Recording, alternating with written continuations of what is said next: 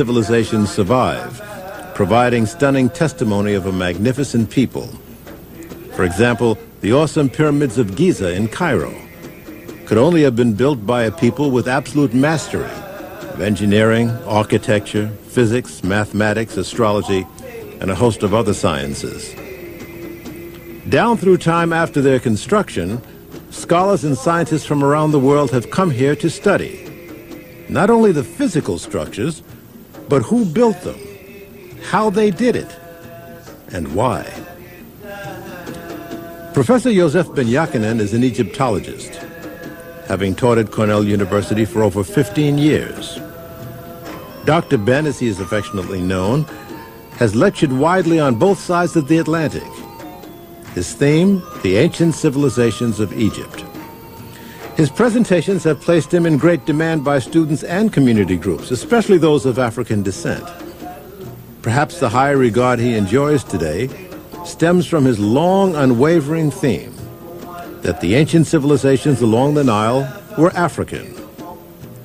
In his many appearances on Like It Is, he has said so emphatically, time after time, in the face of most of the curriculums and the Cecil B. DeMilles of our day.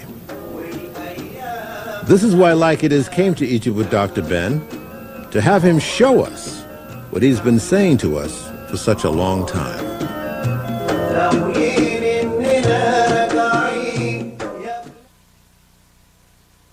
Dr. Ben, following him from one side to another, from the Nile's east bank to the west bank.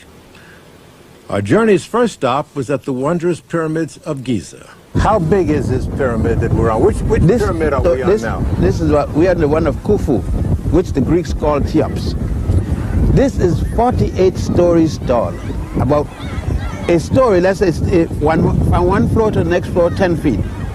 So you got 48 times 10, 480 foot tall. Now, the metal you see on the top there, showing you where the end of the capstone was originally, before it was removed. So it will be fought. But then the building goes down into the ground. What you see there is the earth surface, earth level. But below there you got another 2 stories down, where you got cutways, walkways, tunnels, and so forth. And recent sounding, they have voids that they believe to be other rooms or whatever, chambers or so forth. Now, downstairs you have beautiful work, the friezes and so forth that tells various things that the average person will see on the outside. But it's about 3.5 city blocks.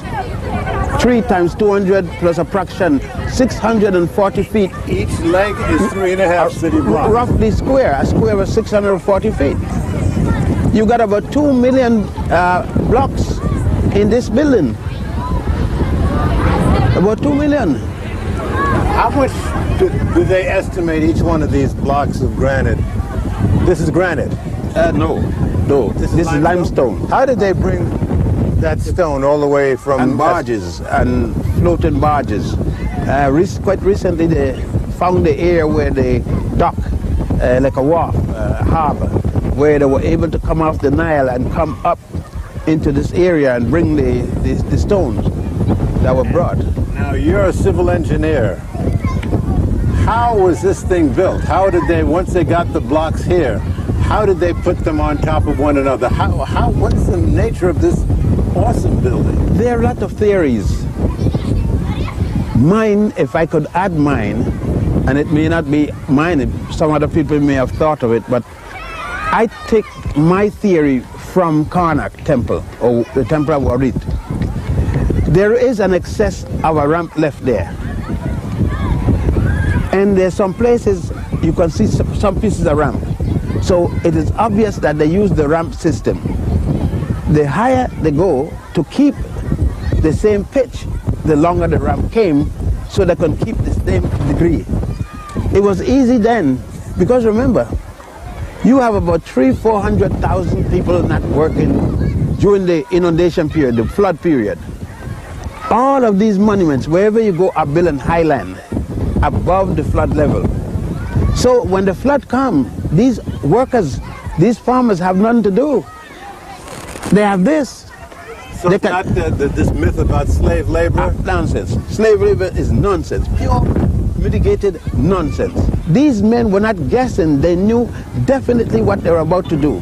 Is it true that each corner of this pyramid represents dead north, south, east, and west? It is. It's on target, as I said. The most modern engineering, geological, geosophical instruments cannot do this. Dr. Ben, was it always called a pyramid? And no, pyramid is a Greek word. Meaning what? House of fire. House of fire? Yeah, mid is house. Pyromania. Pyromania, house of fire. Why did they call it that? Well, I could understand a firehouse. It's just like saying Heliopolis instead of saying on. On would be the sun or the house, the city of the sun. Well, since the sun was symbolically, Ra, was symbolically the expression of the deity, of the god, then here the Pharaoh was building a place where he could come in tune with Ra.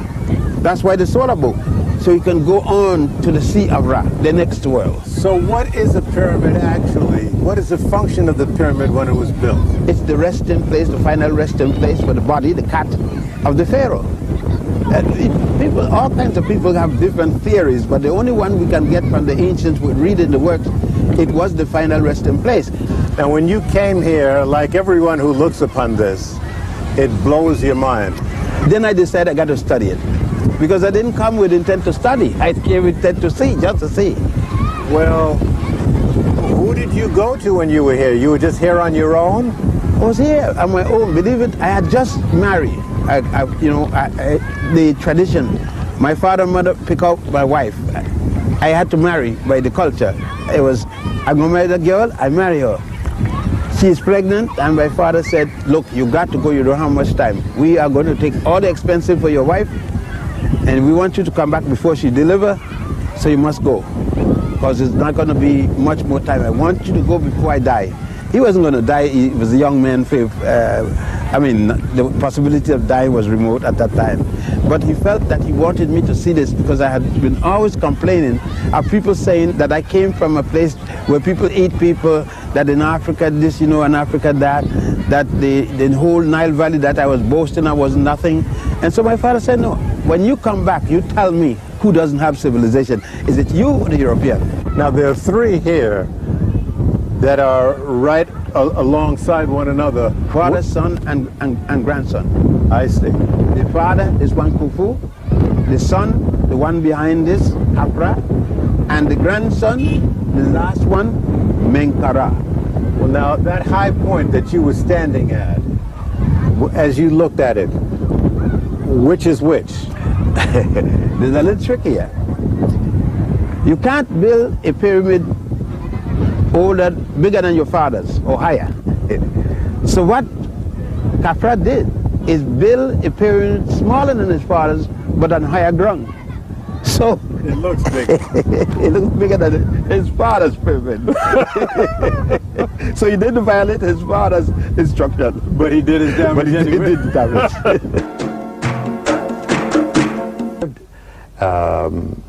In Cairo from where? Alexandria. And you went there by boat? I went to Alexandria by boat, and I came down to Cairo by freight train. Now, where did you tell me where you went from there? Well, I went and got housing at the El Nil Hotel. Then from the El Nil, I got a freight train going south, which is in this direction, until I got down here at Luxor. And not at this point, the railway station is back away from the Nile a bit, the city of Luxor per se, not here at the waterfront. Right. Now, before we head on that journey south, you, of course, went to the pyramids at Giza. I went in Cairo. When at that area, there was only one building, and that was the Mina House, and considered to be way out in the country.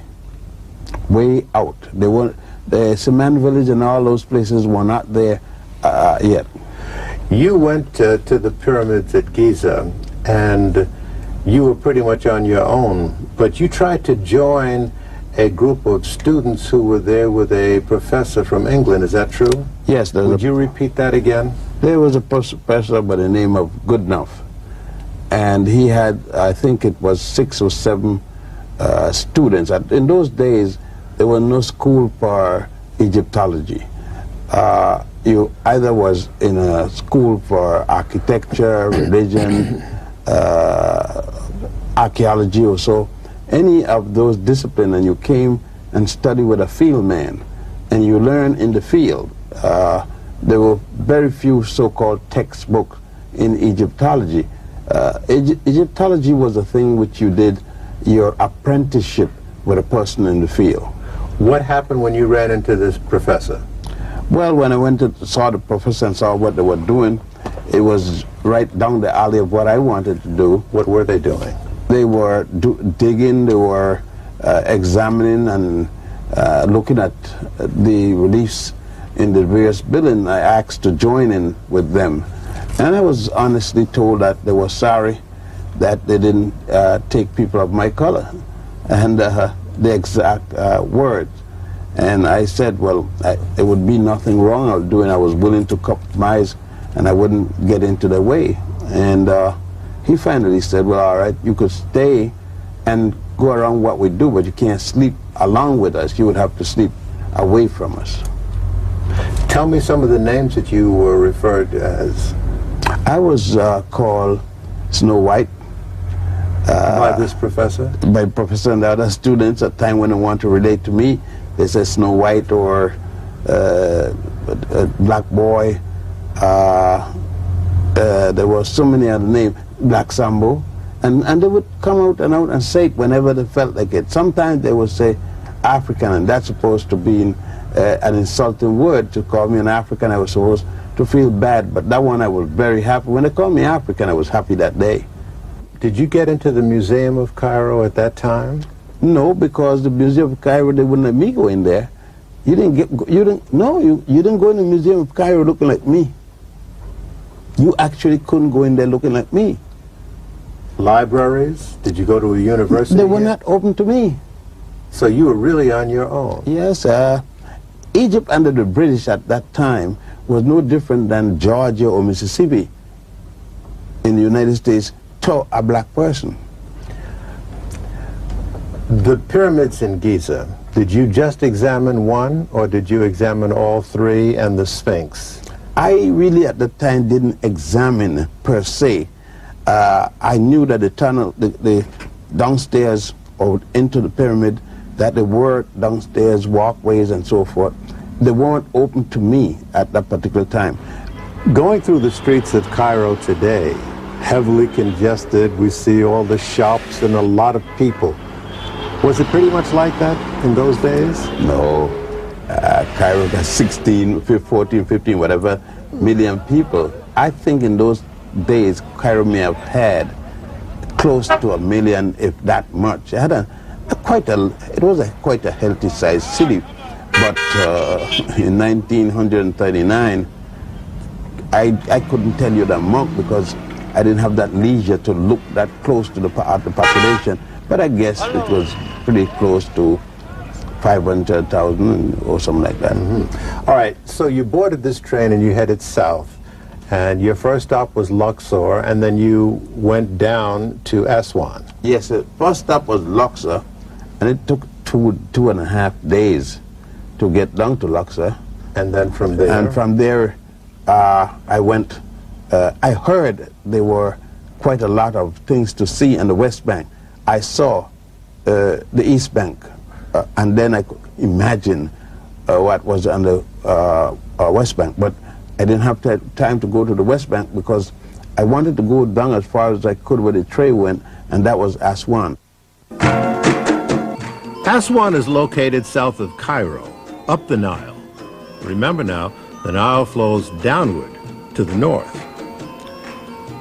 Here, the pace is tranquil and most beautiful. The people here are, as Dr. Ben himself would say, burnt of skin. On the afternoon of our arrival on a sailboat called a felucca, Dr. Ben unfolded the story of the ancient civilizations of the Nile. According to a great high priest of ancient Egypt by the name of Hunefer, Hunefer,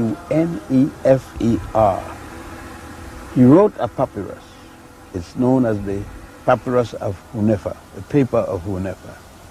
He said, "We came from the beginning of the Nile, where God happy dwells, at the foothill of the mountain of the moon."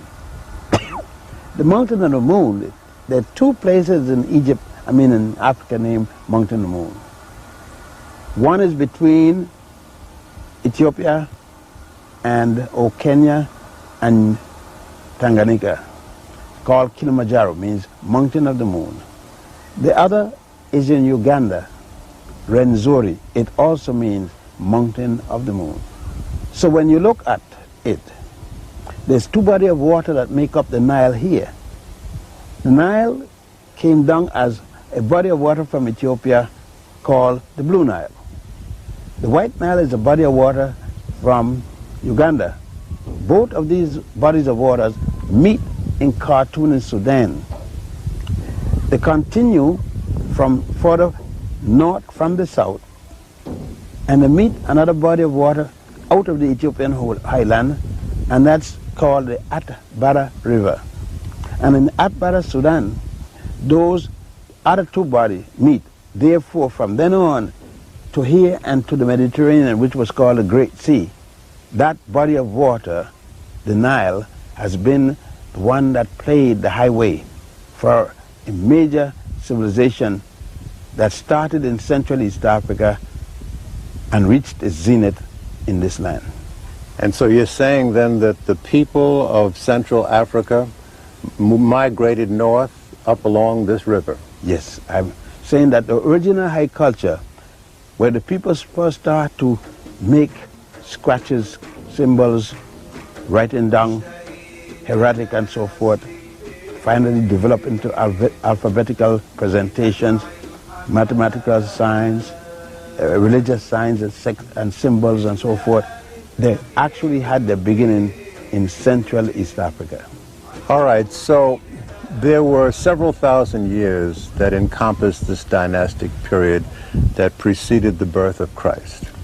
If you deal with Manetho's figure, it would be from 4100 BC. 4,000 years. Yes, and to 30. Now, if you deal with other figures like Marriott, Budge, Maspero, and others, they got varying period or varying dates for the beginning of the dynastic period. All right, now this is a long period of time. There were several kings or pharaohs and queens. A lot happened in this period. There were wars. If someone wanted to get an overview of what was the most significant periods in this 4,000 odd year period, what would you point to? What kings were the most significant, or pharaohs? What queens were the most important? In reality, that's very hard to do. However, since we all have opinions, the 18th dynasty would consider to be the one with the most action. However, I would have to say the first dynasty, in that brought into effect all that happened after that. What happened is this southern man, the country was divided into two, the north and the south. This man in the south, Nama, a king, organized his other vassals, other small kings, against the man in the north to have a unity, a man called Scorpion. They met in a battle for unity. Either the south was going to control the north, or the north was going to control the south, and they met at a place called Memnefa, to they call Memphis. The war was fought there, and the men from the south, Nama, won. He took his concept of the deity, God, Ra, against the man who lost his concept of the deity, Amen. You would think that he would put Ra in front since he's the one that won, but no. He was wise. Psychologically, he said, no, I wouldn't change. He let the god of the north be the first to be mentioned, and thus he made one god out of two, Amen-Ra. So the people in the north said, this must be a good man. He let our God be the first to be mentioned. And all of this was devised in a place called Memphis. Memnefa or Memphis. Now, if we were to go to Memphis, what would we see today? Are there anything that's remnant of that period? Very little. You would see some statues by Ramesses II, one at least about 40 feet, 30, 40 feet. Two in the yard, general yard, one of them having come to Tennessee when the Ramesses exhibit had come there, another one almost as large, and some other smaller statues. But the main buildings of the temple of god Ptah. Ptah was in the mythology the god who made gods, responsible for making gods. The god of all gods. The god of all gods. And you would see his, what's left of his temple, just sporadic pieces of foundation here and there. There isn't at least a quarter floor, or the height of a quarter floor, any place. Was this done in Ramesses' lifetime? The statue, yes. It was, yes. Did he order things like this? You know it is in his lifetime. Why? Why? Because he is standing on the left foot. Left foot forward. If he was standing this way, it would be, you know, he's dead. He's dead when it's put together. But he's standing this way, he's alive. Very near to Memphis is a place called Saqqara, where the world's first pyramid was built, although it was shaped somewhat differently. Dr. Ben showed us. Did the Pharaoh design this pyramid and order its building, or did somebody else? No. As a matter of fact, he had no business at all with it. The idea came from his prime minister, who was also an architect. As a matter of fact, he was a multi-genius, the first one recorded in all of human history. You got to consider we're talking about 2800 BC. This man called Imhotep, or for short, Imhotep. He didn't want his pharaoh to be buried like other pharaohs. He thought his pharaoh should be buried in a much more glorious state than the wood burial place that they had prior. So he decided, when looking around, I could use this material, it lasts forever. And thus he set a stone, limestone, and says, I'm going to build it out of this. But they were building burial places out of this wood in a square. So he decided, well, look, I'll just use a stone or stones and the same procedure, and that will last. But when he was finished, he said, gee, it's going to last, but it looks like nothing. So he decided to put another layer on the top and recess them, set them back, and 6 of them set back, look something like wet cake. They become steps, and thus the term step pyramid. That's up the Nile, brought us to the temple of Pharaoh Ramesses II at Abu Simbel. Breathtaking to behold. You can't look at this and say, they weren't Africans who were doing this. Why would they put somebody else's face? Well, it's an artistic rendering. They didn't have equipment to make thin lips and to make narrow nose, so they had to use that, and it wouldn't make. But then the little details of a fingernail, they had the equipment for that, but not for the thin lips. Is it important, though, to say that Africans did this? Oh yes, if no one had said the Africans didn't do it, it wouldn't be important. But since that had been said for no reason at all, they wanted to satisfy themselves that although they were not in history, that they did it. Now, since it is that the people whose ancestors did it could not say anything about it in the past, now is the time that they declare to the world whose legacy it is. All four of these figures are of the same man. Ramesses II. Ramesses ruled for about 67 years, and he was an engineer. And is known to have commissioned, not only that, his architect was known to at many times had him come and do some supervision. Like our symbol, it said that he supervised the building of our symbol himself. So he was an engineer? He was also an engineer. He was a very accomplished man. So would he be qualified to be called a priest? He studied in the priesthood. He took the reign of his father in 1298 when his father died. And he ruled till 1232. Some people vary a few years one way or the other. Some say 1230, some say, but around 2 years isn't going to make a difference. How long did he live?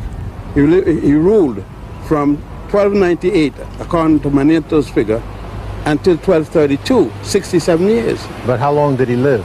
He lived to be 98, something like that. 98 years? 98, 97 years old.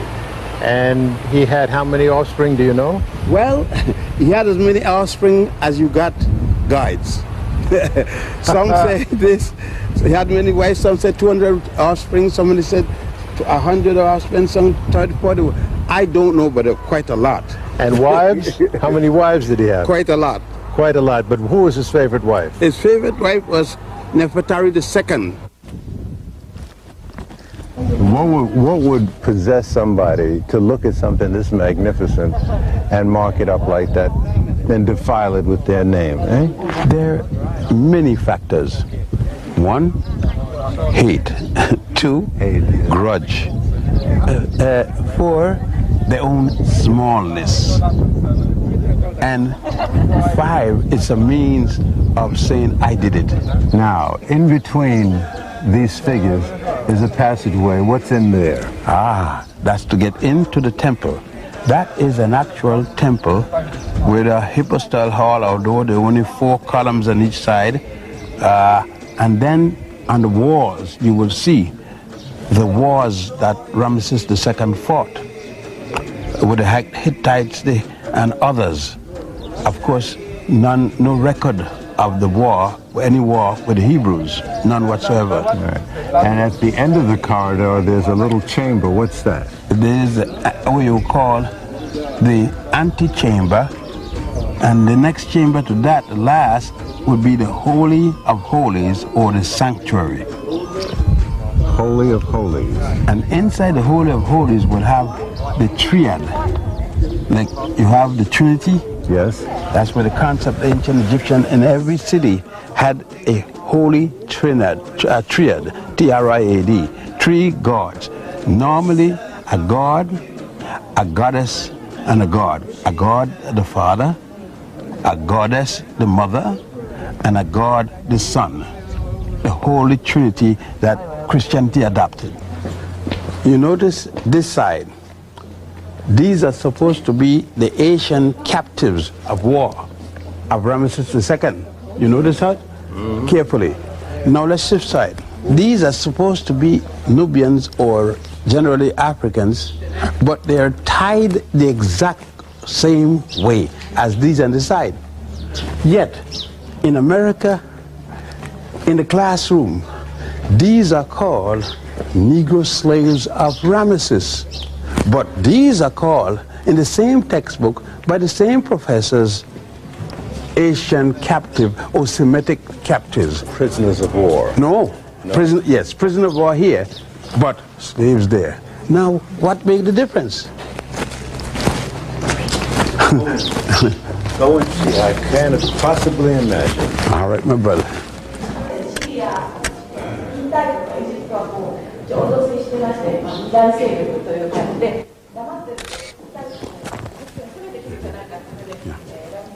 Is this the full extent of the lights I can put on, or are there more lights? Dr. Ben, what are we looking at here? What is he filming? That is the Opet procession, the procession of the priests.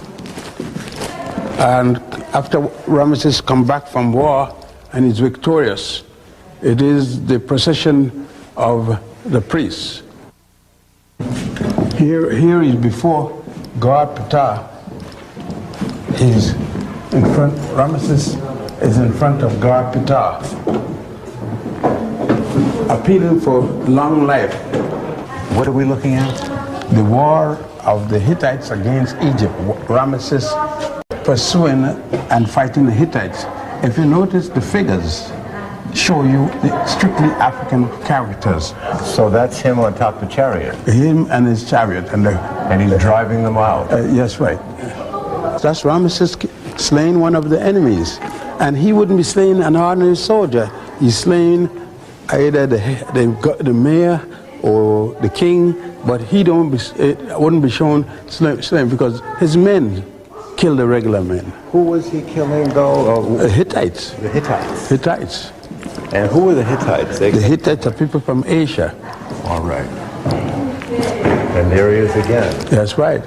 And notice. Waging war. That's right. Now, and there he is wearing a suit with a penis cup, by the way. That is to protect. Slaying his enemies. Slaying the enemies. As we left, Dr. Ben explained that this magnificent temple was originally located much closer to the Nile River and was recently moved. So they had to raise this 100 feet up and back 600 feet. 5 nations assigned their best engineers to move these temples to higher ground to avoid them being engulfed by the rising waters from the newly constructed Aswan Dam. The monuments could not be moved intact, so they were painstakingly cut into smaller blocks and reassembled at this present location. The rescue effort cost a then estimated $36 million and was hailed as an engineering miracle. And rightly so. But what then does one say of those who originally created all of this, some 3,287 years ago?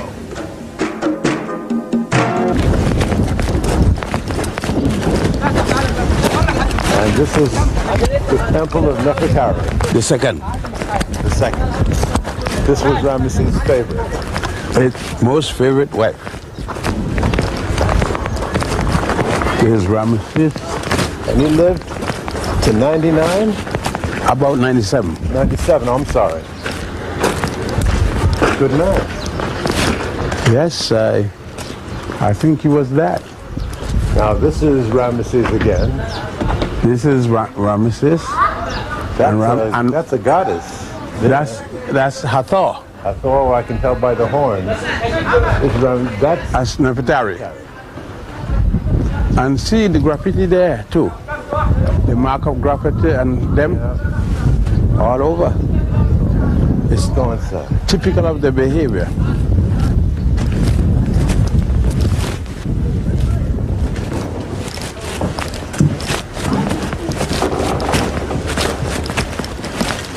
What do we have in here, Dr. Ben, on this wall? The same thing. You have God Horus, or blessing the king, and here again you have the God Ptah also blessing the king, King Ramesses II. Nefertiti in front of Ptah. Now this is a goddess. Yes, it's by her headdress. But Nefertiti come in the person of goddess Hathor. I see. And paying honor to the king Ptah. What is this depicting here? She is visiting goddess. She is again paying homage to goddess Hathor. Remember what I said? Hathor comes with the sun disk between the horn of the cow. Right. Now we know it's Hathor. If you put a little chair, the throne, on the top, it becomes what? Osiris. Isis. Isis, I'm sorry. If you put a maze, it becomes her sister, Nephthys. How was this work done? With chisel. They gouged out, this is granite. Yeah. And they gouged it out. They chisel it out. Now, in some work, where they didn't chisel, they take the work and they put a thin layer of plaster. Yes. And when the plastic was damp, they put a plate of the design, lightly. Then they came and draw over it. But in this case, where they got to chisel into the material, it was done with hammer and chisel. And what about when in place, not on the ground? They first they put the stone up, then they do the finishing while it's up. Colors. Where did they get their colors from? From clay, from tree barks, and they made their own color. Flowers, different way. They made different kinds of stain and dyes with the color. To last this long, huh? Oh yes, because they put it in the mortar, and it goes in, it penetrates. This was a place then for all people to come and worship. It's a temple, But the temple was in the name of Goddess Hathor. Goddess Hathor. Nefertari temple for Goddess Het-Heru, Goddess Hathor. Hathor, or Het, listen, Het, wife, Heru, wife of Horus. Now, what is the significance of the figures being seated? Well, the Pharaoh was at rest and he's sitting on his throne. Okay. See, next to him on his side is his throne.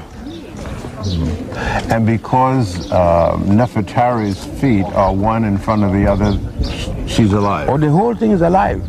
And you know he's alive, he's sitting on the throne. The only how you would know that he's dead if he had crossed his hands. No, even if the foot together is sitting down, he has to have crossed his hand, which you could do sitting down also, like an X.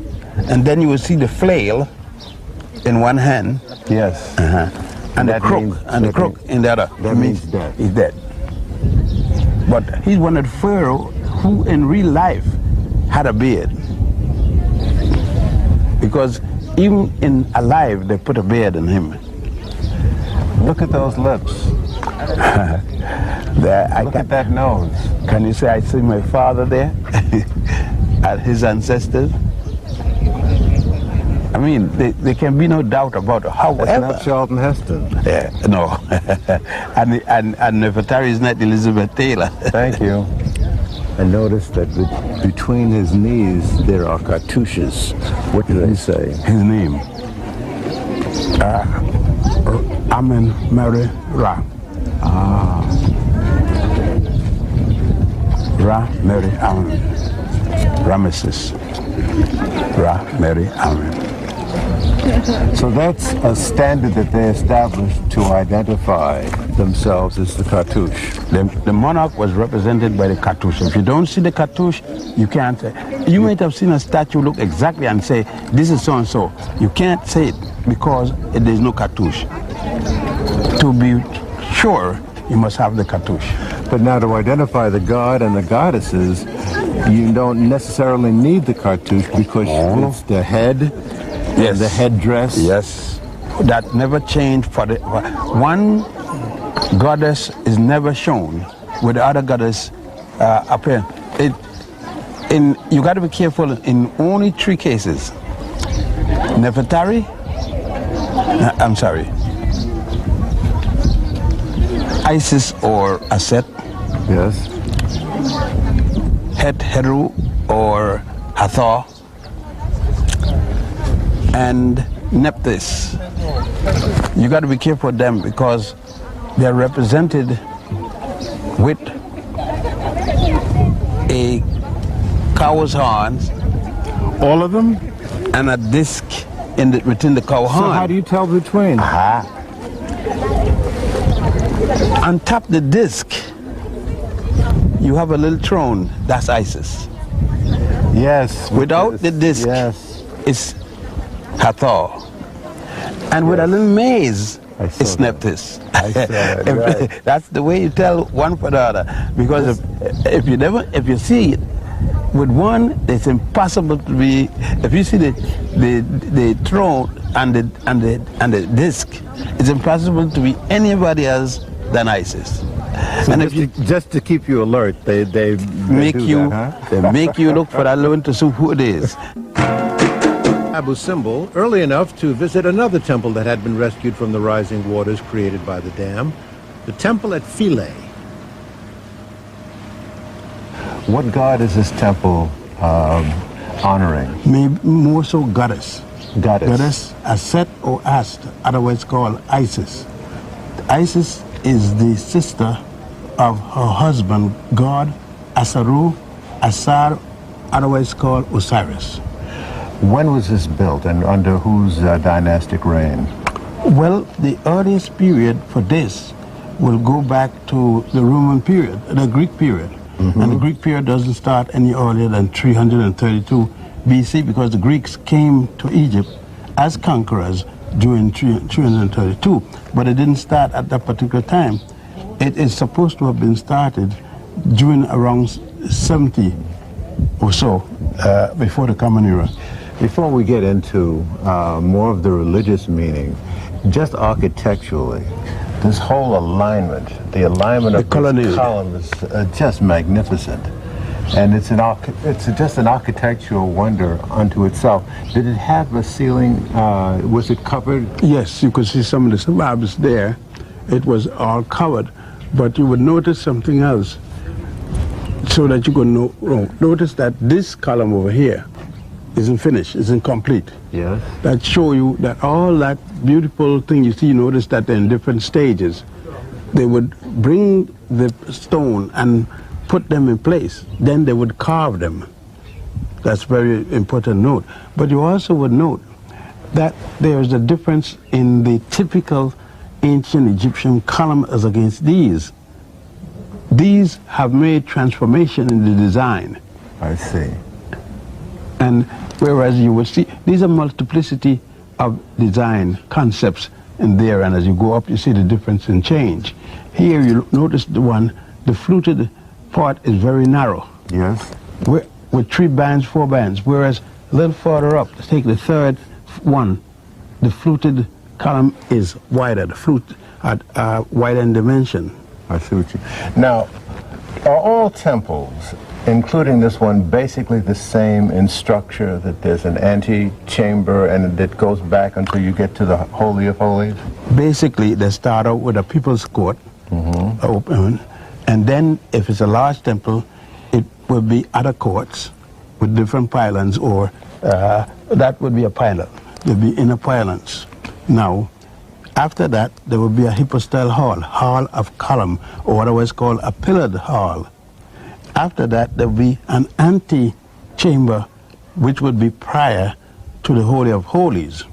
Which is always at the end. Generally, the Holy of Holies is the last room to the east.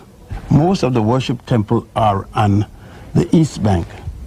Most of the funerary temples are on the west bank. And the reason for that is Ra rises, God. Ra rises in the morning and comes up in the east. In the night, Ra goes to the next world, go to sleep, and go down in the west. These 2 major edifices here, there are figures that were there and they've been chipped away. Who was depicted here and who chipped them away and why? Well, the central figure in all of these things, in this particular temple, will be Goddess Isis. This is her temple. And when you look at this, you will see Goddess Isis and other gods, God Horus, which, by the way, is her son. But you're dealing with Horus, or Heru, as the proper name would be, at various periods of his life. You would see then various gods. You see there Goddess Hathor, which became the surrogate mother of God Heru. So the story is going to give you, from here, you will see other phases of this when you go to other temples. When we go inside, we will see that the early Christians set their cross, and they're going to put them on columns and on the walls. They set their various instruments for worship, like altar and so forth. You mean they commandeered this temple for their own uses? Right. They considered heathen and pagan, but they used the same heathen and pagan temple for their own church. This is the purification rites, or baptism. You see the water, symbolically the water, comprises of the ankh, yes, and the was scepter. Both things together, intermittently. Ankh, was scepter, ankh, or scepter, as the water. See, they're hanging down there at the bottom? Mm-hmm. And this Who is being baptized? The Pharaoh. Now, as we go back in here now, that is the altar that the Christians use, the original altar that the ancient Egyptians used, that has gone. But it was in that room that was known as the Holy of Holies. Holy of Holies, or the sanctuary. And that was only the high priest. In a sense, then, that was violated. Oh yes, oh yes. That is the most sacred part of the temple. Our tour was now in full stride as we left Aswan and headed north, that's down the Nile, toward the city of Luxor with all its many important temples, as you will see in our next special edition. Or Egypt. Affectionately known as Dr.Ben. We began in Cairo, seeing the great pyramids at Giza. And then we came south and saw the majestic temples at Abu Simbel. And in Aswan, we visited the Philae Temple out in the middle of the Nile. Dr.Ben explained to us some of the writings on the temple walls. People in the States arguing all the time that the ankh comes from the cross. Not at all. There is an ankh, and there is a cross. Ankh there, and a cross to your left, and up. They mean two different things, have always meant two different things. Never has one been another. Outside the main temple are lesser temples. Now, this is off of the main temple, which is behind us. What is this here? This is a kiosk. What's that or mean? A small little chapel. And it's the chapel belonging to goddess Hathor, Het-Heru. Now, what's unique about this temple, if you come here, look at there.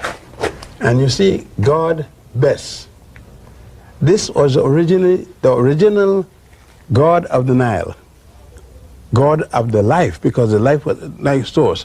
Now you see Bes playing every instrument there is. The harp, which you thought was a European instrument.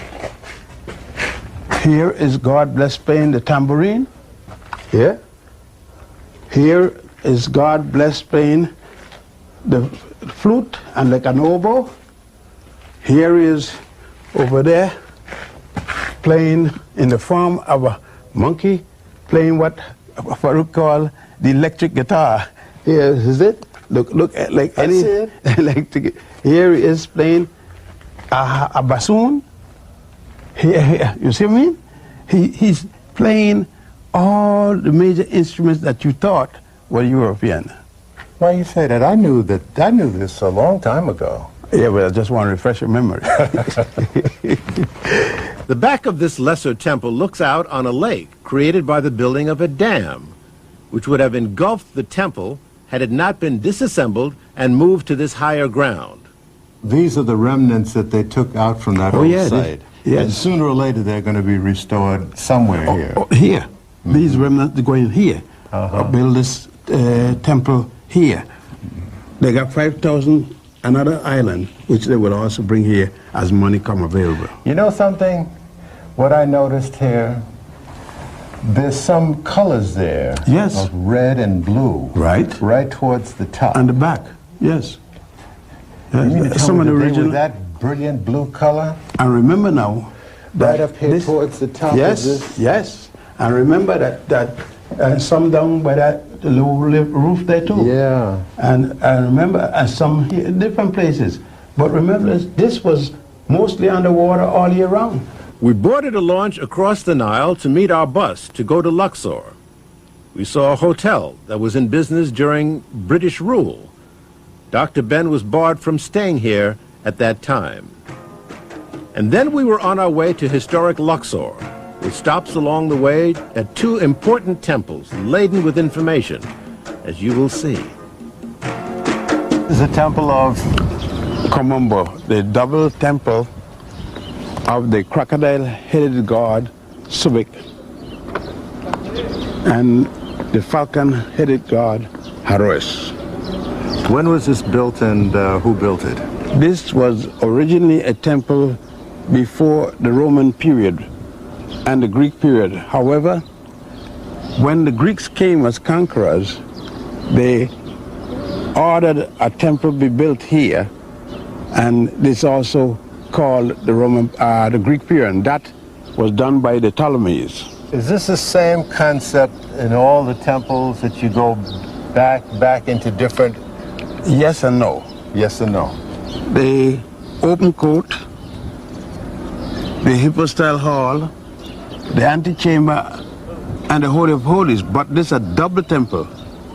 What you have on one side, you also have on the other side. So you have two Holy of Holies in this temple. I see. Now I see Horus. And this is a good shot of the baptism, isn't it? Yes. There you have, in this case, there you have Horus, or Horakti, and you have the Pharaoh, the Ptolemy, and you have the god of scribes, the god of historians, and that will be Tahuti. The Greeks call him Thoth. Are these original colors here? Oh, those are some of the originals. That goes back to the original. Boy, this must have been just gorgeous. Oh, yes. Oh, yes. This is the purification rites, or baptism of the Pharaoh. This is the god Tahuti, sometimes called Thoth if you're using from the Greek way. He is holding the jar, the goblet, with the holy water, and on the opposite side is Haroes, holding another. They're pouring the holy water over the Pharaoh. Which Pharaoh? This is Ptolemy 11th, or Ptolemy 12th. You notice that the holy water is made up of Ankh and was scepter. Ankh was scepter, Ankh was scepter. The Ankh is the key of life, the symbol of the key of life. The was scepter is the highest authority of the king. So baptism didn't take place when you were an infant? Oh no. Well, baptism goes back for thousands of years, long before the story of Jesus and John the Baptist. But contrary to the way we've been taught to think of baptism, it took place when you were grown. Oh yes. What's it the next? The next is the preparation of the coronation scene with the putting of the crown and the Pharaoh's head. And here you have the god Nit and goddess putting the goddesses, Nith another one, putting the crown on the king's head. And Horus witness it. Horus is carrying the was scepter. You remember you just saw the was scepter in the thing? This is the highest authority, the was scepter. And you can see that's Horus because it's the head of the falcon. He's carrying the head of the falcon on the head, and the disc of god Ra on the head. And here you have Goddess Hathor and the queen Cleopatra. This is Cleopatra. Cleopatra. One of the better image of her that you would see. It's not too much like Liz Taylor, though. Oh no, not at all. And the hair? Not at all. That is actually, you could see coarse hair, curl up, and then here is God Horus again. Over on the right, yes. Haroes in this case. Dr. Ben, what is this? This is an ancient calendar of the times when they was based upon the lunar calendar. If you would notice, it is based upon the moon and then the sun. For instance, 1, 2, 3, 4, 4 and 4 is 8, the month, 8th month. This would be 2, 4, 5, the 5th month. The 4th, see, 4th, 5th, 6th, 7th, 8th, 9th, 10th month. See, the 11th month, and so forth. So that you know what year it was, what month. Did they have a 365 day? 365 and a quarter day, corrected each 4th year. But they had a 13-month calendar. There was 12 months of 30 days each, and 1 month of 5 days.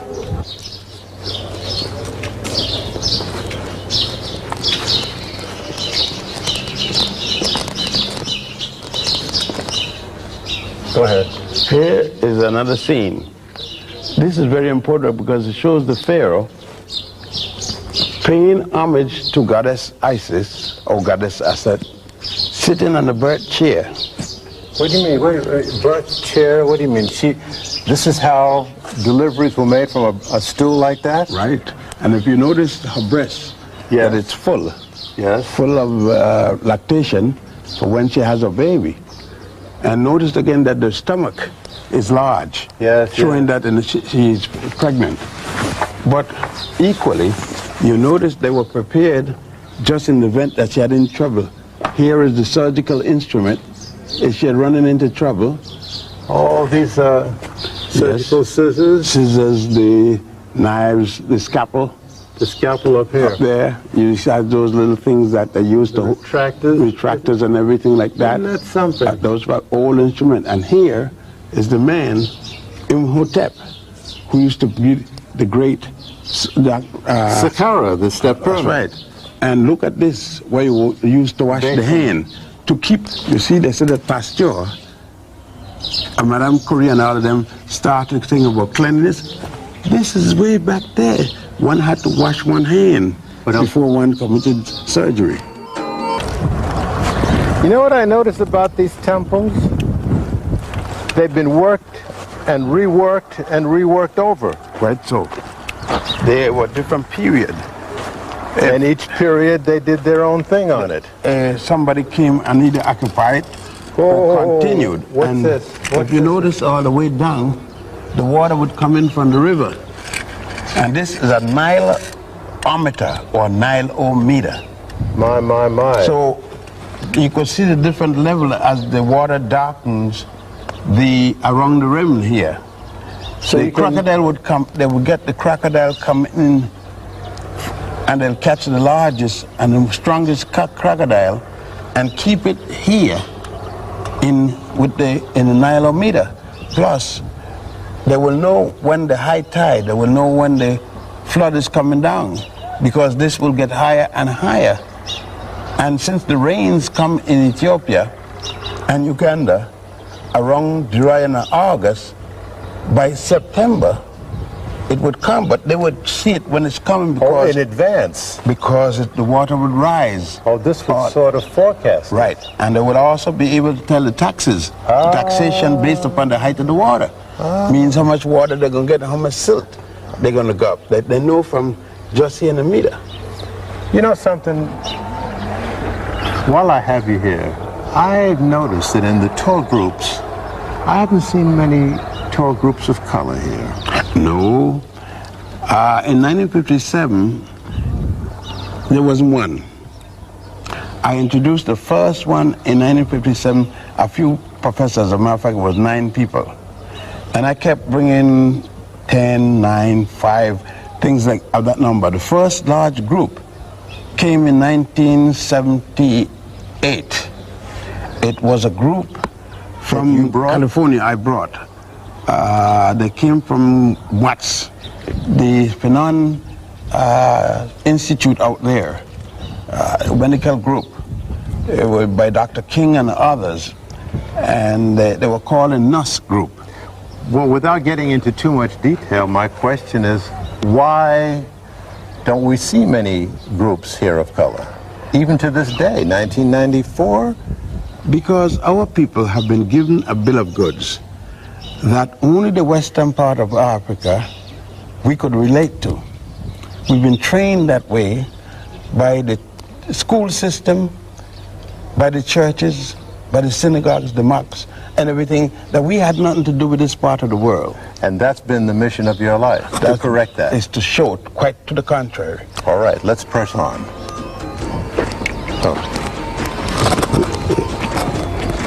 Our next stop was at the huge temple at Edfu. This is the big one. It's the biggest singular temple except for Karnak, Warwick. Because Warwick is a series of temple within a temple. How How many pharaohs added and were involved with this temple? 8. 8? That's all? That's all. Ramesses had his hand in here. Oh yes, everywhere. There's no place that he didn't have a hand. All right, so there is The Pharaoh. The Pharaoh. Thor. Pharaoh greeting Horus. Yep. So you got it down, Horus. That's Horus. Listen, don't mess with the kid. I know now. You beat me up enough, I know.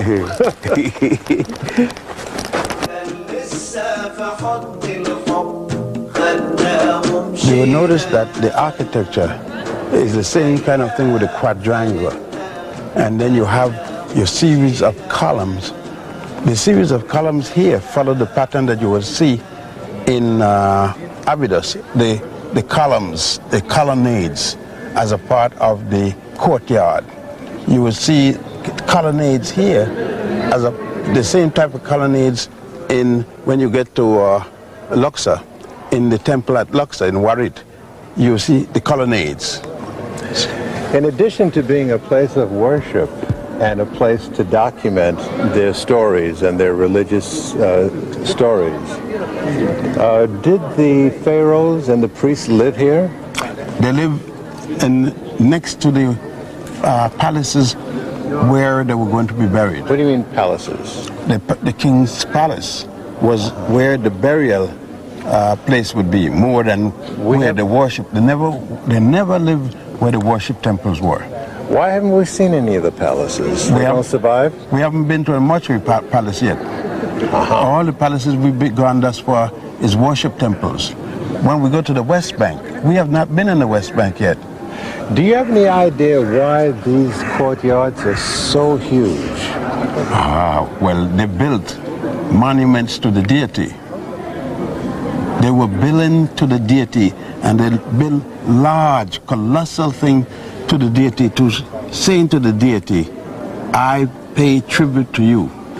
Now, how did they get up there to do the inscribing up on the edifices there? Well, that was easy. They built scaffold. That was easy. When you get up to there, they would build a scaffold, and they had ramps. What we are looking here is a dramatization of the story of Horus revenging the murder of his father by his uncle. You would notice that he harpoons the hippopotamus representing his father, because he's a god and you can't show a god being killed. So this hippopotamus is the symbol of the bad god, which is his uncle, Set Typhon. And what do we have over here? He turns up the animal, hippopotamus, but they continue the struggle with the bad god, the hippopotamus. There it is, see? And he harpoons him. All right.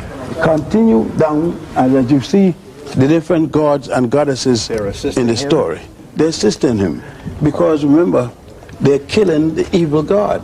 This was a treacherous murder. It's a treacherous murder. He had killed his uncle 2 times. This is the 2nd time. First, he hanged his uncle.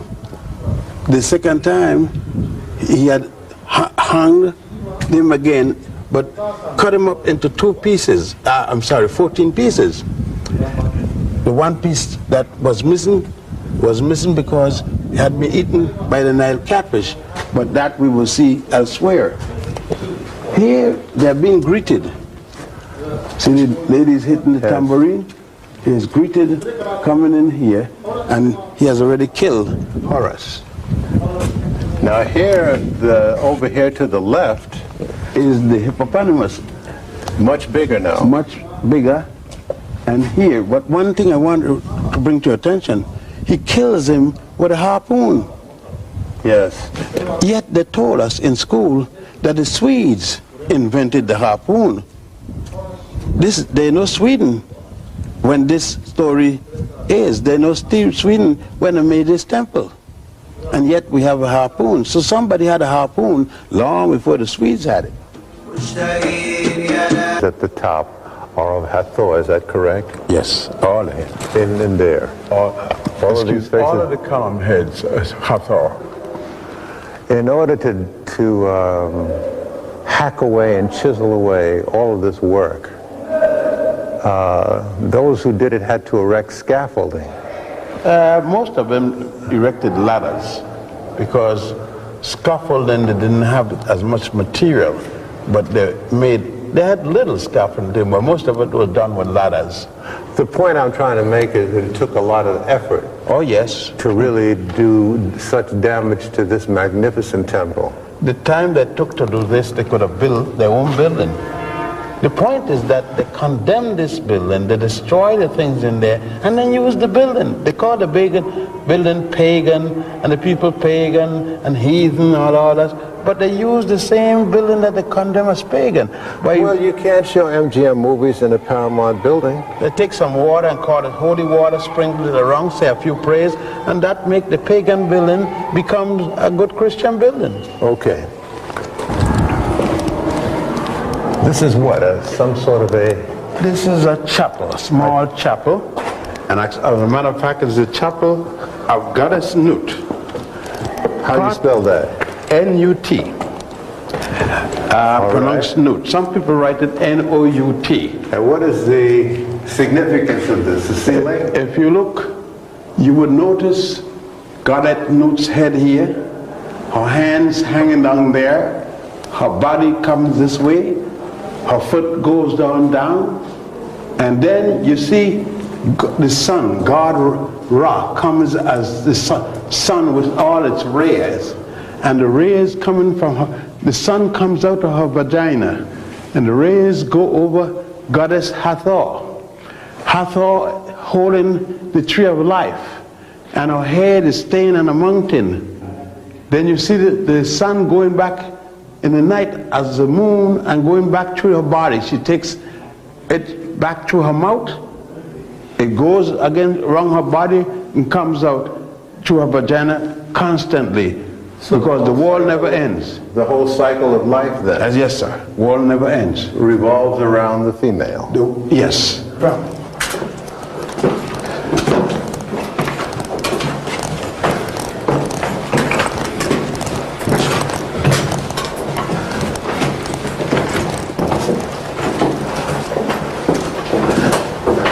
Out now. Oh boy.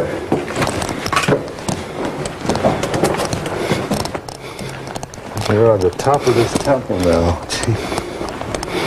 And what is this? This is a sundial. It was made for the room to tell time.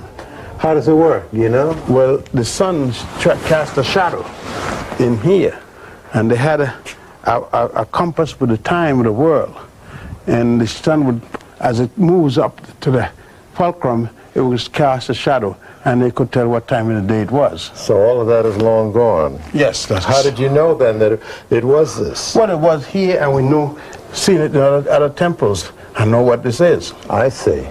And you notice by the way the faces of Hathor is all gone again. I can tell by the cow ears, but again, it's all the face. And the hair.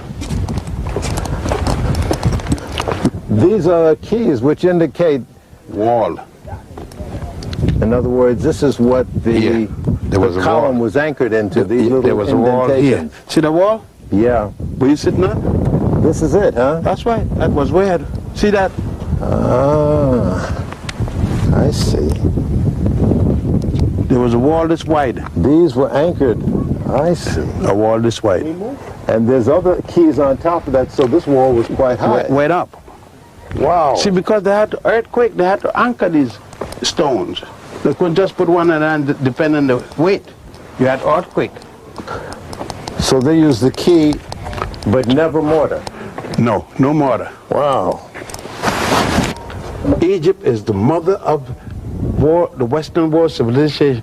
It didn't start here. It started where Himnophis said at the beginning of the Nile, but it reached its zenith here. The whole world must look to Egypt. The entire world, bar not a single country.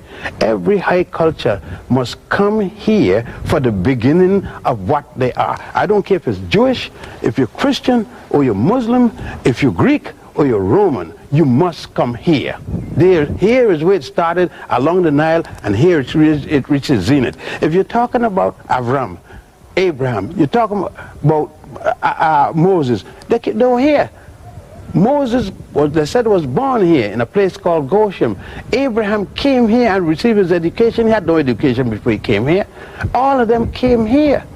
The whole thing about the 10 Commandments came out of the 42 negative confessions. Dr. Ben is teaching reverse racism. They call it what they want. I don't mind what they call it. The fact is, if a teacher come here and prove me wrong, I'll go anywhere they got and show them what they wrote, where it came from, and carry them to where it comes for them to see it. The point is, my evidence still exists. They can't show me Adam and Eve, but I could show them Osiris.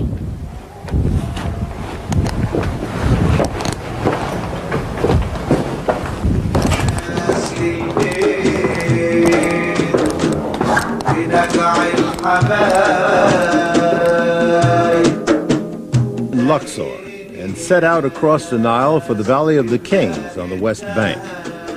We passed through a small village and got a different kind of visual treat. It was market day. We got a chance to look at the everyday folk of today's Egypt.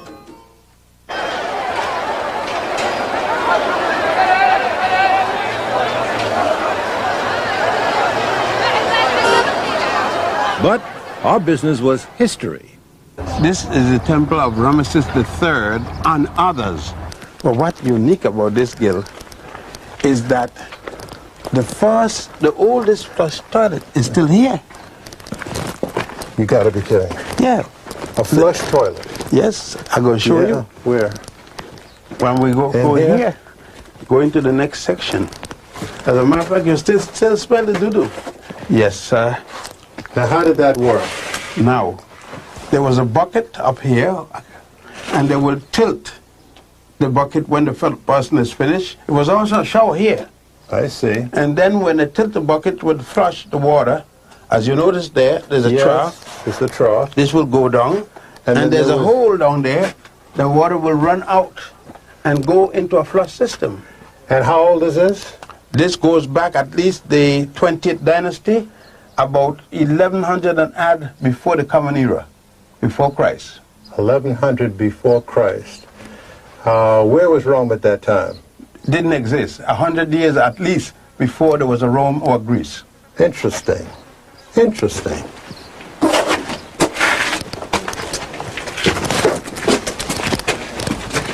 Now this is a side of the temple, Dr. Ben, but boy, is this dug out deep. Why?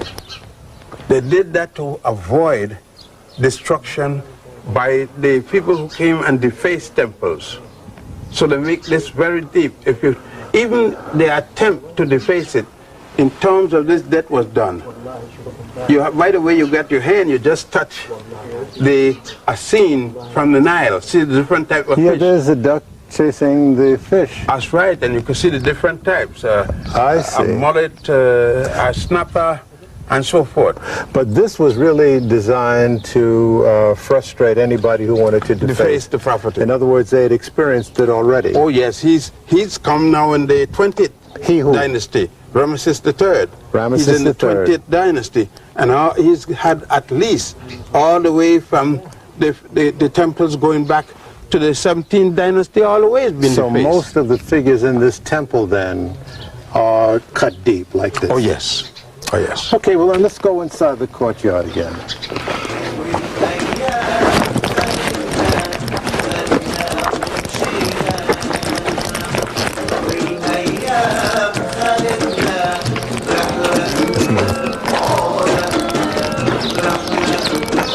Lord, what a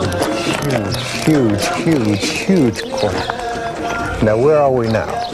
That is the colonnade with statues. Every one of those statues is a finger of Ramesses III. And you notice he used the same method of presenting himself and his sons as Ramesses II did. This is huge. Yes. This is just... It's colossal. Colossal. And when you consider, it goes all the way back in the Gill. How long did it take to do this, and where did they get the stones from? Well, local stone. Back in Aswan? No, the marble, where you use marble, that came from Aswan. Where you use the limestone, it came from the local quarries. Now, what would this courtyard be used for? The multitudes, the common people would come here, as they're called? The common people come, and the priests, and the priests address them. Right, but could the masses go any further inside? No, they'll stop here. Now, on the right here, on this wall, which is just off this huge courtyard, the faces they don't look African on the right here. Those are Asian people. Are these the invaders? These are the invaders. As a matter of fact... And they're bearing arms. Yeah, but they're not the invaders in this particular case because Ramesses went to Asia and fought them. They had invaded before. They're forced back, and now Ramesses pursued them, so that they are fighting now on Asian territory. All right, but now as you move further to the left, you see that they're actually meeting in combat here. One has a sword. You notice that the distinct different in features. Well, as you move to the left, yes. Right. You then see where the two combatants meet together, you see one is an Asian and one is an African. You see African with long pleated hair. You notice the face, the facial, the nose and the lips, so you got no doubt. Yeah. And they're wrestling there? And they're wrestling, they're fighting. But some are falling, others are standing up. The battle is going on. The Africans fighting for Egypt and the Asians fighting for Persia. What is the significance of looking at this? The significance for me in this particular case is to show that there were Africans and the Egyptians were fighting as Africans and they fought people as Asians. Showed us the remnants of a statue of Ramesses II, which weighed over 100,000 tons intact. We also saw workmen who were working to restore this funerary temple site. This funerary temple was where Ramesses II's corpse was prepared for burial. And Dr. Ben also showed us some Roman arches that weren't built by Romans. Those are archways for the granary. When the Pharaoh Ramesses II had his complex, for the men who were working here, they had a granary where they could store their food and everything. What is the significance of looking at this? The significance is looking at it to see that in architectural and art school today, they teach that these arches are Roman arches and are Greek arches. And these arches existed before there was a Rome or a Greece. Ramesses died in 1232 BC, and Rome or Greece wasn't built until at least 1000 BC. And then Dr. Ben threw us a curve. In the Valley of the Kings, he showed us a temple for a queen. Now, Queen Hatshepsut is one of the few women who were pharaohs. The only woman who ruled as a pharaoh. Other women ruled as queen, but she's the only woman to rule as a queen and a king simultaneously. She claimed she was not born of an ordinary person, but she was the daughter of a god and a goddess. And that gave her the right to rule as a king and as a queen. What god did she worship? Did she recognize Ra? Yes, Amun-Ra, everyone. The only person who did not worship Ra per se was Akhenaten, but everybody did. Amun-Ra, she said, was her father. One of the wonders of this temple of Hatshepsut is where it was selected, because it's in sort of a cove, isn't it? It is right up against the mountain. If you went inside, you will find that it goes into the mountain. This is the hypostyle hall of the chapel. The chapel is in that door where you can't go in.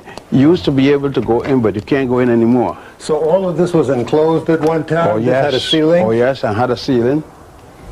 It's like a hypostyle hall. I see. And you notice the ramp up. It ramps up. Yes, yes, yes. It goes high. It goes high up to the... High up. It went right in there. Right. It We go up can't higher. get in there now. No, and behind that door was the signature of her architect, Samut, which they got a rumor. I want to emphasize, rumor. There's no written proof that she had an affair with her architect. Holy of Holies is in the back? Well, no. If you could use as a shrine, there's no Holy of Holies. This is a funeral temple. I see. There wouldn't be. I understand. You could look to the right, to the left there. You will see it. And then in every one of these columns, you see the Hathoric head, and all four sides. Who is this up here? Where? On the next level. That's her husband, Thutmose II. That's Thutmose. You see, her father, you got to know a little history about her. How great she was. When the Hyksos were here, that's the first foreign conquerors of Egypt. She stood up to them? They came from Asia, around the Oxus River. They came and destroyed the 13th dynasty and started the 14th. By the time of the 17th dynasty, people here, kings from here, a man by the name of Amus I, got mad and organized the forces against the Hyksos. To drive them out. To drive them out. He got killed on the battlefield, and his son, Thutmose I, took over. Continued the fight. Continued the struggle. He got killed on the battlefield. His daughter, who took after him, took over above the second because he was too young. She took over the battle and pursued the Hyksos. That daughter would be Hatshepsut. Makari Hatshepsut. She was a rough lady. She was a strong woman. She brought women in the government in certain positions, but she did not allow women to interfere with the priesthood, to go into the priesthood. They developed their own system called the priestess, but they were not allowed to participate with the men. Yes. A Nubian queen. Plus the fact, Gil, she started what is today called women's liberation. Oh yeah, brother. Today what you call women's liberation movement, she had done it thousands of years before. Amen. That's what I like. There are 62 tombs here that are known of. Perhaps the best known of which is the all but vacant tomb of Tutankhamun. Best known because the boy pharaoh's tomb was discovered intact in the early 1900s. Egyptians working under an Englishman named Howard Carter came, quite by accident, upon a few steps leading downward, this in November of 1922. Carter was contacted and he ordered the digging to continue. They found the tomb of King Tut, a sensational find. The treasures of this tomb were brought out into daylight for the first time in thousands of years. Works of solid gold, alabaster, and other precious minerals, fashioned into exquisite works, intended not for the eyes of the living, but to accompany the young king on his journey to the afterlife. Then Dr.Ben and I took a look at the tomb of Ramesses IV. If you look at the ceiling, Gil, you see there are different examples from the papyrus, the various papyri you see, like the papyrus of Ani and so forth. And the wall quotations from the various holy books. Goddess Ma'at to recite the 42 admonitions to her, otherwise called the negative confessions. From which came? From which came 10 of them is called the Ten Commandments.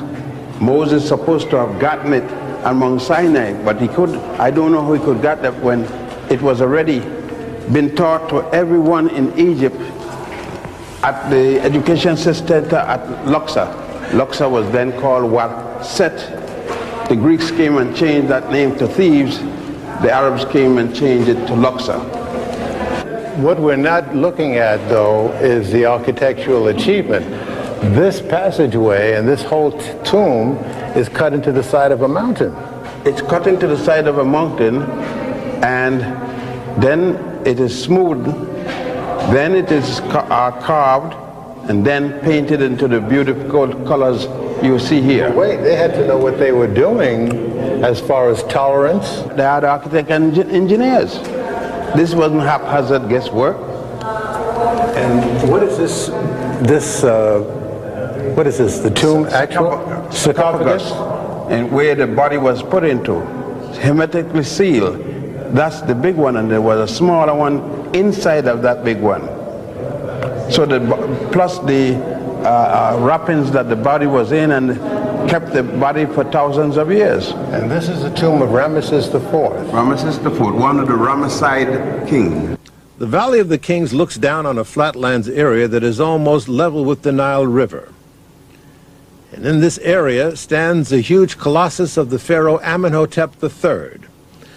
This pharaoh sired a son who would have a major impact on the religious concepts of succeeding civilizations, because this son, Amenhotep IV, also known as Akhenaten, formulated the concept of one supreme god, known as monotheism. These gigantic colossus were carved out of a single piece of sandstone. Dr.Ben and his accompanying guide talked to me about these colossus. Why are these colossus so far away from the Valley of the Kings? Yes, they were in front of the temple, funerary temple. At that time, being 18th dynasty, they have been constructed temples so far to mislead the grave robbers. Tell me something. Do you ever have the feeling that they haven't found all the tombs? They found the 62 of one period, but there are other pharaohs missing of other periods. And nobody knows where they're buried? No, they could be anywhere in Egypt, because digging in Egypt by luck, by chance, like Howard Carter has been discovered, King Tut by luck. But sheer luck. As a matter of fact, it was Sheikh Abdul Rahman, his father, was the one that found the tomb, and Howard Carter get the credit. The credit, yes. Is it true what they're saying, that Howard Carter turned out to be a grave robber himself? All of them. That he kept some of it for himself? All of them kept for themselves. And they sold to museums, and they kept for themselves, and they sold to museums. But they blamed the people who were equally robbing the tombs. But when they robbed the tombs, they didn't keep the monument, the artifacts to themselves. Somebody got it, and they don't have it, so somebody got it. Dr. Ben told us that most tombs and funerary temples, where the bodies are readied for burial, were located on the west bank of the Nile because the sun sets in the west. On the east bank were the temples of worship for the living, such as those directly opposite the Valley of the Kings, one of which is the largest worship temple ever built. Just wait till you see it. The Valley of the Kings on the west bank of the Nile in the city of Luxor.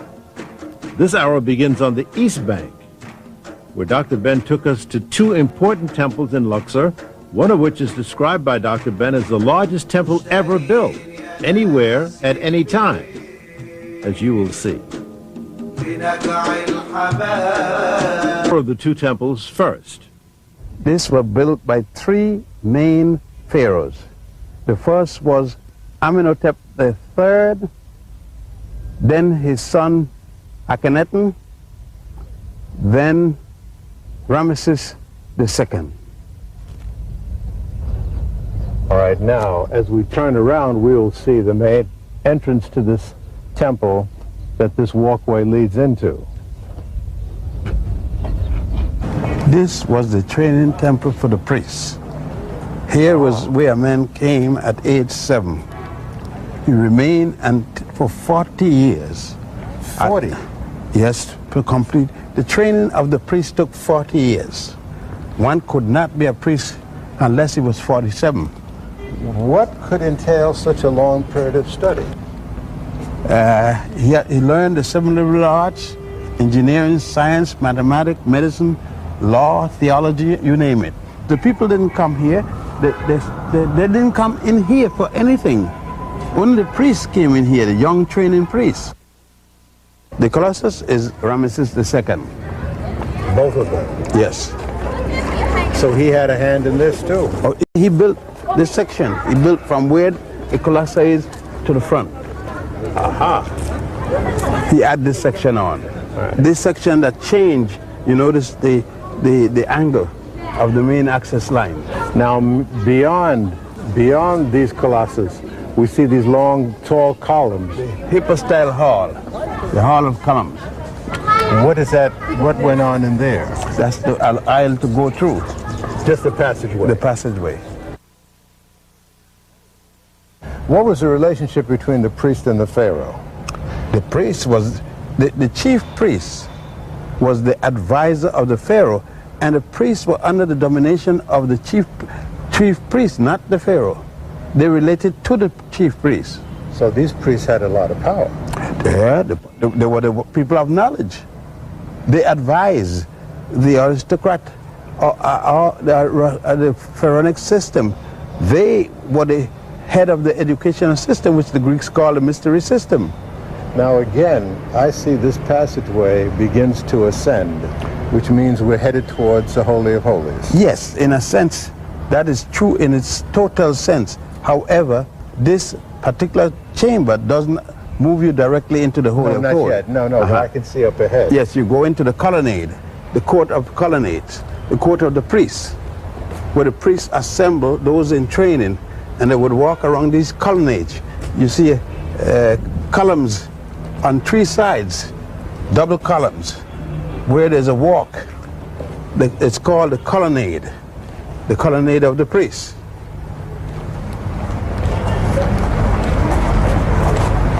Now these columns are fluted. These are fluted papyrus column, as you see in front of you. Yes. This is the Holy of Holies. When the early Christians came in and occupied this, they painted scenes from the Christian religion. Look at on the wall. Some of them are still remaining. You can see some of the scenes. But I can see some of the scenes, yes. Right. On all over. They painted this also. And they did it over the original? Oh, yes. Yes. I see. You could see some of it is gone now, and they painted over the originals. When we start to enter here, you see certain quote-unquote Gothic arches with the early Christian used. They took, look at that piece of column where it's upside down. Look at the foot, the legs. They didn't worry even how they put it. That's upside down. They used the stone from another temple. What about this concave entranceway here? Who built that? That was done during the Roman time. They tried to make the imitation of what the Romans had developed by this time. And they put that there. What the Africans had developed by this time? But what the Africans had developed, they added to it. I see. When we left the Luxor temple, Dr. Ben and I walked down a long avenue of sphinxes with ram's heads that once connected the Luxor temple to the awesome temple of Karnak. So huge and beautiful it's difficult to describe. It is a temple that started way back in the 12th dynasty. Under which pharaoh?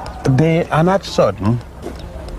However, it was resumed. Work was resumed on it in the 18th dynasty by Amenhotep III. Okay, now this is the main entrance, and these are the figures of Amun-Ra.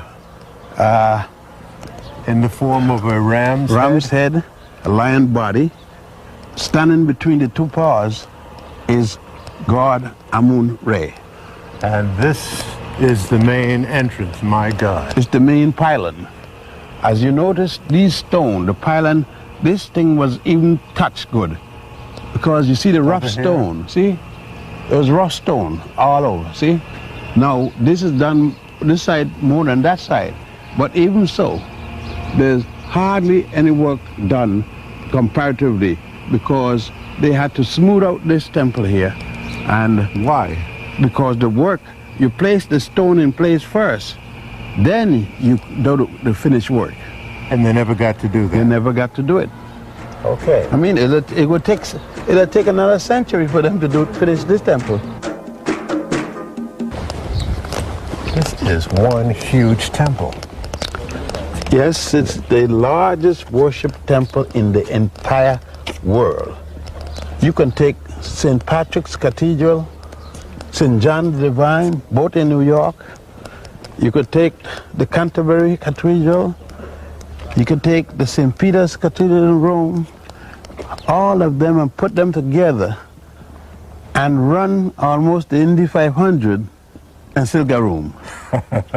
See, look, as far as your eye can see. Now, what is this? This is the first courtyard. This is the first courtyard.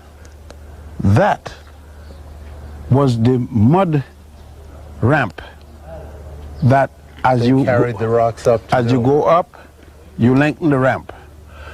And you can build, you carry up the rocks up there. Could it be then that this is the same way the pyramids were made? Exactly. The construction to build very high, they did it by ramps.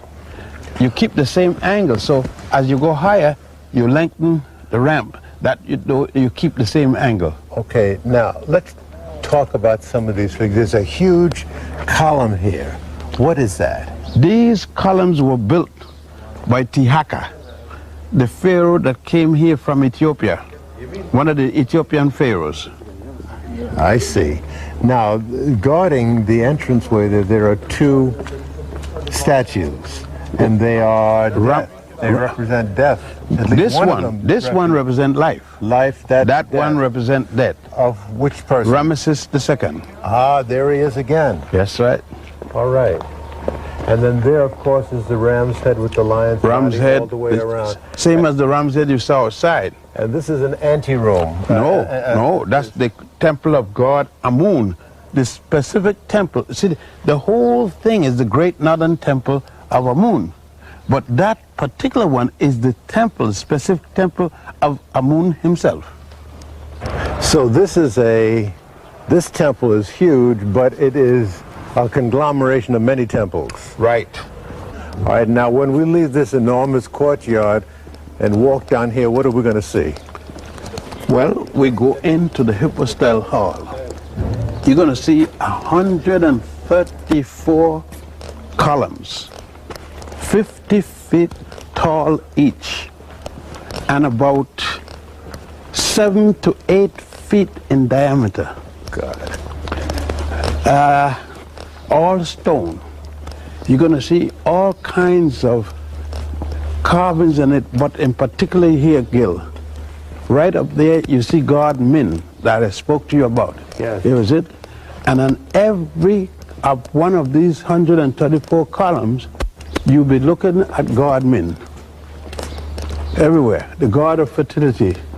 And elsewhere, he dominates this because Ramesses II, though he followed many, he followed Akhenaten father. Akhenaten father was the first in the 18th dynasty to continue this temple. These columns supported a ceiling. This was enclosed at one time. Yes. If you will notice, there is a low ceiling and there is a high ceiling. Yes. At that section was the low ceiling, and you would notice, right looking between these two columns, you would see a kind of grid pattern going from the low column on top. That you see the column here, yes. The beam across. Yes. Then you see built up is the grid pattern to the higher column.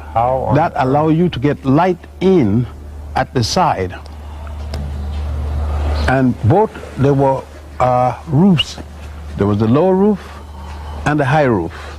And there's some of the original colors. Oh, yes, and you would see the original columns under that beam, and you should see some of the original color under this beam. At least a little piece there. There is it, see? Yeah. We're holding this color. And then you see original color under that beam over there also at the high Tell roof. me something. Why do some columns end when scoop out like a flower and then some are straight up? Because some of the work wasn't finished. And this is the papyrus form column. You got to, because this is in the south, the column, the capitals of the column are made like a lotus flower.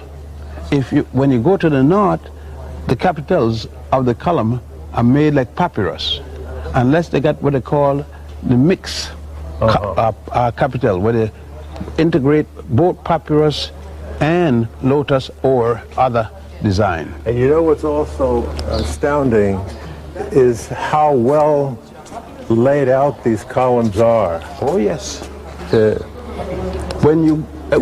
you went Look at that line there. It's perfect. Yes, but if you went in the center here, you would notice that if you went in the center here, you would notice, Gil, if you went in the center here, you would notice a complete, from the end of the building to the other end of the building, Right down there's there. a straight through.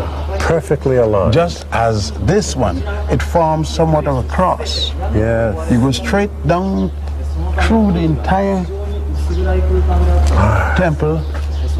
That would be west to east, or you go down from north to south, the entire column temple.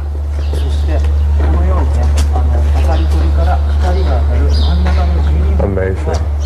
Just amazing. This is about 6 stories tall. Well, 50 feet, 5 feet per 10 foot is a floor. From floor to floor is 10 feet, and that's one floor. You got 50 feet, that's 5 floors. 5 floors.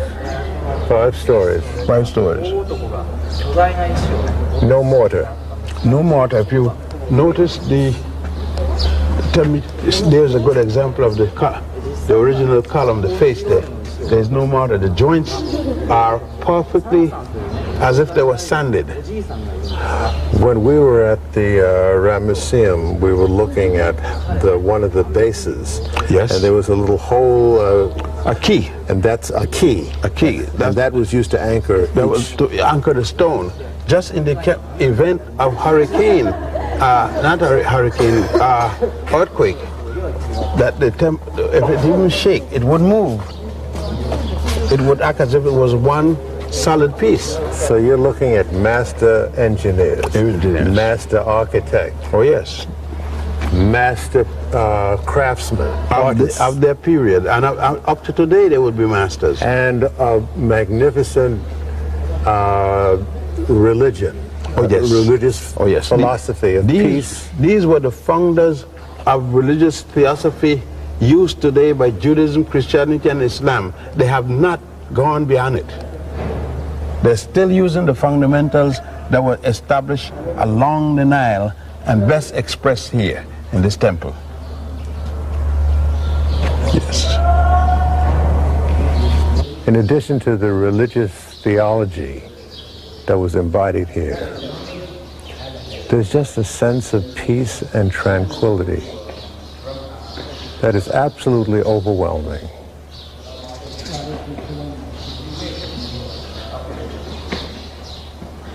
Of a god for whom this magnificent temple was named.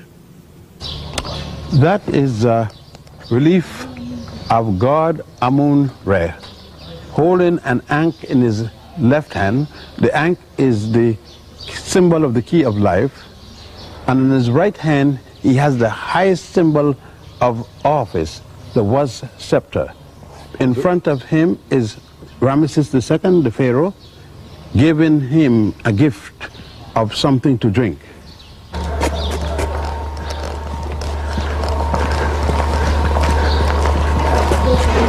Now these are awesome obelisks. Yes. Which is a Greek name, is it not? Yes, it means a needle-like pyramid. In fact, you notice on the top, shapes like a pyramid. And that used to be color by coated with silver and gold. Really? Yes, they call it electron. Are these two related in any way as far as religion is concerned? Or? Yes. That one is the column. The one on the right? Yes, the obelisk of Makari Hatshepsut. Yes. And this is of her son-in-law, Thutmose III. It's the same Hatshepsut queen who we saw, right? That's she reigned at 1580 to 1450 something. Where was this granite brought from? Aswan, which is about 4.5 hours drive from here, south. 4.5 hours drive. Yes, by automobile. And there was no driving in those days. No, well. So they brought it up on barge. It came up on the Somehow they got it out of the quarry. Out the quarry. Got it down to the river. Down to the river. Put it on a barge that was large enough. This is one piece. That's one right. Solid one piece. solid monolithic piece. How much does it weigh, would you say? Oh, I mean, a few thousand tons. What does the shape of the obelisk represent? It represents a tapered penis. Frankly, it goes back to the story of Isis, using the Greek name. Aset would be the Egyptian name. Put in erecting a symbol of her husband's penis, because her husband, Asar, or otherwise called Osiris, was murdered by his brother, Set-Typhon. It was also Aset's brother. That's that story we saw on the wall. Right. With the hippopotamus. Right. And when he was murdered and cut up into 14 pieces, she went and find the pieces symbolically around the world, but could not find one piece, the penis, because his brother had thrown that piece in the Nile, and the Nile catfish ate it. So she had them built or cut an obelisk to remind those who had persecuted and murdered him of his penis, so that whenever they go, they'll always have to see this penis. I see. You would notice that it's George Washington Memorial in Washington, D.C. is a copy of this. So what are you saying to me? That it's a symbol of his penis. Not George's, but... George, the President of the United States, the obelisk is symbolic of the penis regardless of who got one. It has one meaning. Now why? I wonder what George would say. Well, you know why? Every member of the United States, original Congress, and members of the Cabinet of the United States, the first cabinet, was a Mason except one man, Benjamin Franklin, because he was a Quaker. What does that have to do with what we're talking about? The symbols they used for setting up the United States was based upon the Masonic order, which they copied from here, the 22 tablets that were stolen from here by England. They used those tablets and take for instance... And is the pyramid included in some, yes. the obelisk? The pyramid and the money, like you said it. And the obelisk? The obelisk, the ever-seen eye, which they call some funny name for it. The pyramid, the sunburst, is symbolic of God Amun-Ra and Ra. The goddess Ma'at at the Supreme Court building with the scale, only that the scale in Ma'at is level. The scale in the United States up and down. Not justice, but just this, not justice. Okay. And so on. Chamber here that we are in. What are these two figures here, Dr. Ben? Well, the figure on your left is Tutankhamun, and the figure on your right is his wife, the daughter of Akhenaten. She was the fifth daughter, Akhenaten, of Tutankhamun. How can you tell this was King Tut? Well, in this case, because I happen to know the question, the statue, although there is no cartouche for me to follow at this particular point. But at one time there was a cartouche on the body. So even though he was a teenager, he had a wife? Oh yes, he was married to, Akhenaten married him to his daughter before he mounted the throne. Just a quick word about features. Full lips, apparently wide nose. It was Was this an artistic concept, or is this an approximation of how the man looked? The artist must have been running through this country, because that concept is going on a lot of statues. Okay. Now what's this? This I see that is the Holy of Holies. Goes up, you notice so it that must be... the flow started to ramp up. And as soon as the flow started to ramp up, you start to question yourself, I am going to the Holy of Holies. This is a place that you don't believe in going into. I do not go into holies. I pay the reverence as I would not go into a modern synagogue, a modern church, a modern mosque in the Holy of Holies. I show it the respect. You wouldn't walk on the altar of certain churches? No, sir. This is the No, sir. I don't have to pray like the people who it belong to, but I show them the respect.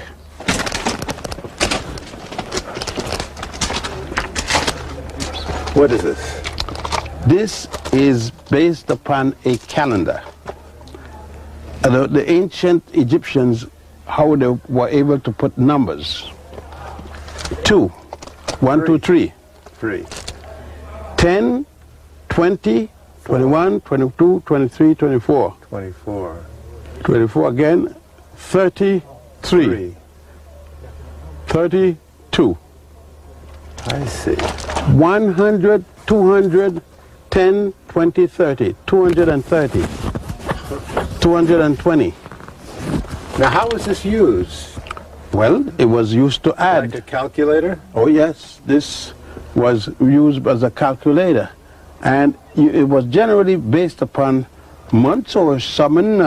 They did the addition. They had to deal with how much grain, how much tons of this and tons of that. And that was the mathematical way of doing numbers. Interesting. Mm-hmm. How long did it take you to put all of this together? In my head? I guess a few years. A few years? Yeah, you don't... A few decades? You don't know when you're getting it, when it's coming into you. What do you say to somebody who's looking at this program that we're doing and their head begins to swim? What do you say to them about how they can hope to deal with this? My advice would be, don't get perturbed. It's a process of education and it takes time. It took time to build and it took time to understand. It took more time to build it than it takes time to understand it. Now we are going to the temple of Thutmose III. Yeah. Aho. What? The painting of Jesus. Oh. And Joseph and Mary. The Christians use this temple. This faded figure here is supposed to be of Jesus? Of Jesus with the wrong thing around his head, that thing. So this was co-opted by... This was made a Christian temple. Look at the other, are you going to see more? Here. You see it? There. Yes, I see it. That's the statue of God, the triad of the temple. God Amun, Amun-Re, his son Khonsu, God Khonsu, his wife, goddess Nut, the holy triad, which the Christians copied and called the Trinity. You look at the top of the column, see some still color, and you see Jesus, Joseph, and Mary, and you see where they copied it from. They cut that up to make it look like a crucifix, the early Christians. Not only did they... How do you know this? Well, because we have the evidence of the paintings there. I see. We have the evidence of the cutting of the thing by... Here is the point itself. these were statues. As you see, they didn't even finish because they didn't finish cutting off the neck and head of the one to the right. And we have the experience of all the other temples that they occupied. Since Dr. Ben has been coming here for the last 50 years, sometimes as many as 6 times a year, just about everybody knows him. Dr.Ben, brother. Hi, brother. How are you, brother? My brother. How are you? How are you? I've seen you. How are you? Good? تمام. How are you? Good. أهلا أهلا أهلا. How are you? Good. سلم عليه يا راجل. سلم عليه يا راجل. Good morning. Welcome. Oh, I see you again. Welcome to Upper Egypt. See you here. Who was this lake built for? For the priests. And who built it? Under what reign or dynasty? Oh, this lake was built during the 18th dynasty under the reign of Amenhotep III. And what is the purpose of this lake? So that the priests could clean themselves. The priests in every ritual have to take a bath. Anything that he does in the temple, and anytime he enters the temple, he must wash himself before going. Anytime he eats, he must wash himself before putting in food in a dirty body. Was there such a thing as a priestess? Yes, but they didn't come here. They had their own temples, and they did not deal with these worship temples. Now on the left here, I see some steps over on the left side of this lake. Yes, that's where they step down to do their the bathing. Could come down and go up. Yes. Let's ride north to see 2 temples. En route, there was some time to sort out and digest all that this man, Dr. Ben, had shown us. It took almost 2 hours to reach our first site, the temple at Abydos. But I know she had to fall. I know it will happen. Yes. Hello, hello, hello.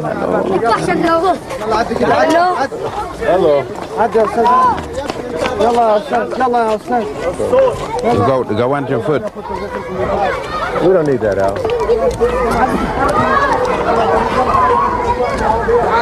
42 steps.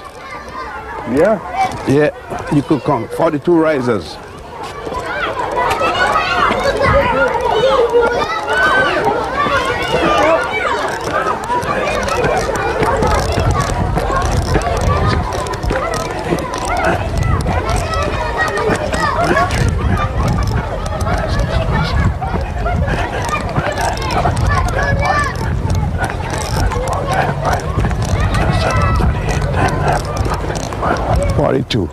This was built originally by Pharaoh Seti I.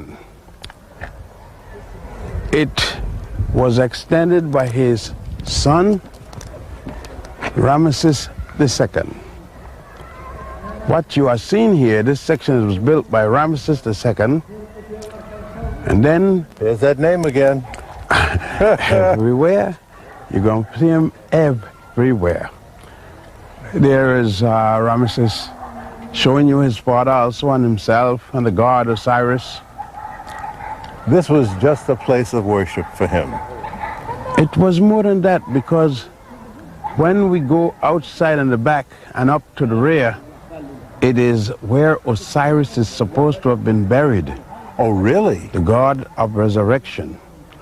It is here that the one who was cut up in pieces. Yes, with the back of the temple of Seti I. All right. And sitting on the exit and egress and ingress temple of Osiris. All right.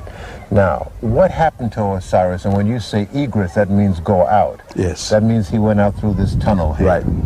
What happened that led him to go out through that tunnel? He was murdered for the second time and completed his stay in the world, as you know it, and went to the netherworld. Well, let me take you back a bit. For those who may be confused when you say he was murdered a second time, what was the first murder?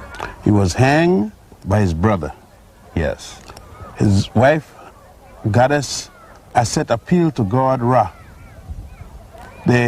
God Ra gave him the power to bring him back. She and the god of death, Ampu, otherwise called Anubis, he came back, and the brother heard that he was back again. The brother came and killed him for the second time. This time cut him up into 14 pieces. As depicted on that wall. Right. All right. And he somehow, he survived that. Yes, his wife again, with Ampu, went, got him, reconstructed the body, but one piece was missing, his penis, which had been thrown in the Nile River and eaten by the Nile catfish. All right. So with this missing member, what happened? She again went to God. God Ra. Ra resurrected, gave him back his penis, resurrected his penis, and allowed him to make the virgin birth, immaculate conceived child, Horus, his son, Heru. With who? Out of who? With Aset, Isis. All right. Then he left and went back for good. Through that tunnel, into the mountain, to the next world, where he will remain and judge. How far does this passageway lead? Into the inner world, into the inner hills, into the inner mountain. No one knows where the end is. Nobody knows, huh? No one knows. Nobody have been there. People have tried to go, but they have not been successful in reaching the end of it. Many people have gone in there, but turned back. They keep going and going and went too far. It's tough going. I can see that because you got mountains out there. All right. It is believed that it is somewhere in the middle of the mountain. I don't know. I've been in about 20 feet and give up. I didn't plan to go in more than that anyhow. Wow. Is it as close as inside the pyramid?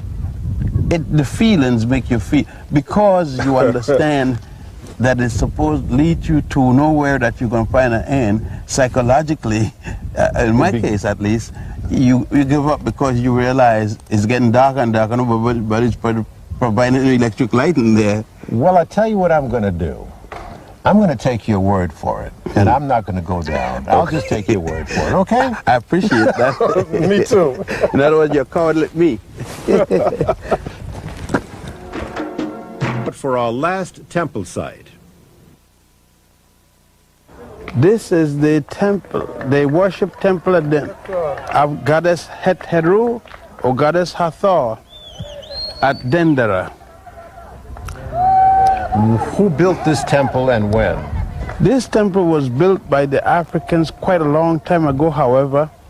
On the foundation of the existing temple, the Greeks came and added a portion of a temple, and then the Romans came and finished it. Oh. It was dedicated to goddess Het Heru, otherwise called Hathor. What dynasty originally built this? Oh, this was started in the 25th dynasty. However, it was completed and made a total in the 30th and 31st dynasty, the last. Oh, so this is towards the end? This is the end. Uh-huh. On the top of the column, where the beam is sitting on, you see, that's best. Who's depicted at the top there? On the top relief, starting from left to right, is Cleopatra, Caesarean, goddess Hathor, and the king, and Horus. I see. And on the next level down? On the left level down again, the same. That's the same thing. Well, wait a minute. Isn't that Hathor seated in the middle there? Yes, but she's seated on the top with a different crown. And the second level is Isis. Look at the throne. I see. Oh, you've got me faked out. And I noticed all the faces on these huge, immense... Is Hathor. Goddess Hathor. It is a possible one that you could have seen the face there. Possibly. Just for the benefit of the camera, when the camera pans down, I just want viewers to see the enormity of these pillars. Oh, yes. Sometimes when these things are shown on video, without the human form to give you a sense of perspective, you don't realize how huge this is. You're 50 foot. This is 50 feet. Lord have mercy. Of all the pharaohs, queens, gods, and goddesses we heard about, some names stood out. Everywhere you go, you're going to see something about Ramesses. To me, Ramesses II was the greatest king in terms of action. He was a 19th dynasty king. He ruled for about 67 years.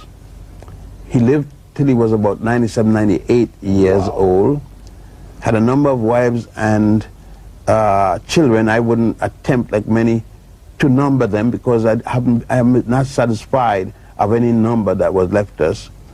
But Ramesses, because of the length of time and his activity as an engineer and so forth, an active man, he had more statues, more temples, more anything that he did, some of which people blame him of putting his name on other people's artifacts or whatever.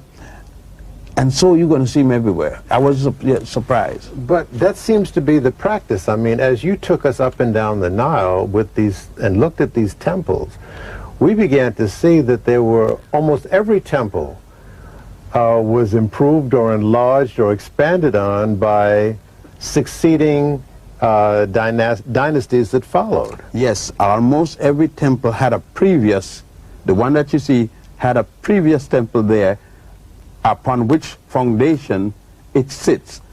And many times the old temple walls are still way beyond, it was much larger than the temple that you were in at that particular time. And since Ramesses lived longer, he had more time. He had more time to cover more ground. So he put his personality on everything up and down the Nile. And so why waste material to build a new wall when you could use the existing one? There are a couple other pharaohs that we hear mentioned quite often. This pharaoh Akhenaten. Oh, though Akhenaten lived one mini fraction of the time that Ramesses did, his impact on society, his impact on Judaism, Christianity, Islam. For example, this one man changed the religion or the worship, I prefer the term worship than religion per se, of the entire nation of Egypt. He left no doubt that the ancients believed in a common deity, a god. He changed it from the worship of the great god Amun-Re-Ora, and with subordinate gods with different names, to the worship of one deity alone by the name of Aten, A-T-E-N, using the same symbol, the disk of the sun, but adding thumbs, elongated thumbs to it. Thus, the beginning of monotheism. He died before Moses was born and preached monotheism. The same Akhenaten preached non-violence. Long before anybody around today talking about non-violence, he had spoken about it and lived it. He brought his cousin Semenkare to do the administrative work of the government. They had two kings, while he concentrated on peace with other neighboring states. To prove it, he decommissioned most of his officers, reduced the size of the Egyptian armed forces to the point where Egypt was almost defenseless against its enemies. He weakened Egypt. This man of the arts and everything like that was the name Amenhotep IV. Otherwise, he changed his name from Amenhotep to Akhenaten. Hatshepsut built her tomb. That's one of the objections they have with her. She got in trouble in the Valley of the Kings. Which is right over there. Yes, but she was a queen who declared herself equally Pharaoh, Queen Pharaoh, and thought she had the right to bury in the Valley of the King because she served in the career of a king, and that she was born not of ordinary man, that she was born of an immaculate conception and virgin birth to god Amun and goddess Hathor. So that was a controversial position to take. Yes, but showing you that there was a concept of the virgin birth and immaculate conception long before Mary and Jesus and so forth. That virgin birth thing is nothing new. Then it was back to Cairo. In nearby Giza, literally a stone's throw away from those three awesome pyramids, stands the world-renowned Great Sphinx. The Sphinx is supposedly the statue of the person who is buried in the second period, Khafra. But that is just one view. It is, however, a remaining part of the quarry that gave to the pyramids the stones that you saw cut there. Oh, it's the leftovers. The leftover. And out of that, the Sphinx has cut. It is the head of a pharaoh, or that pharaoh, the body of a lion.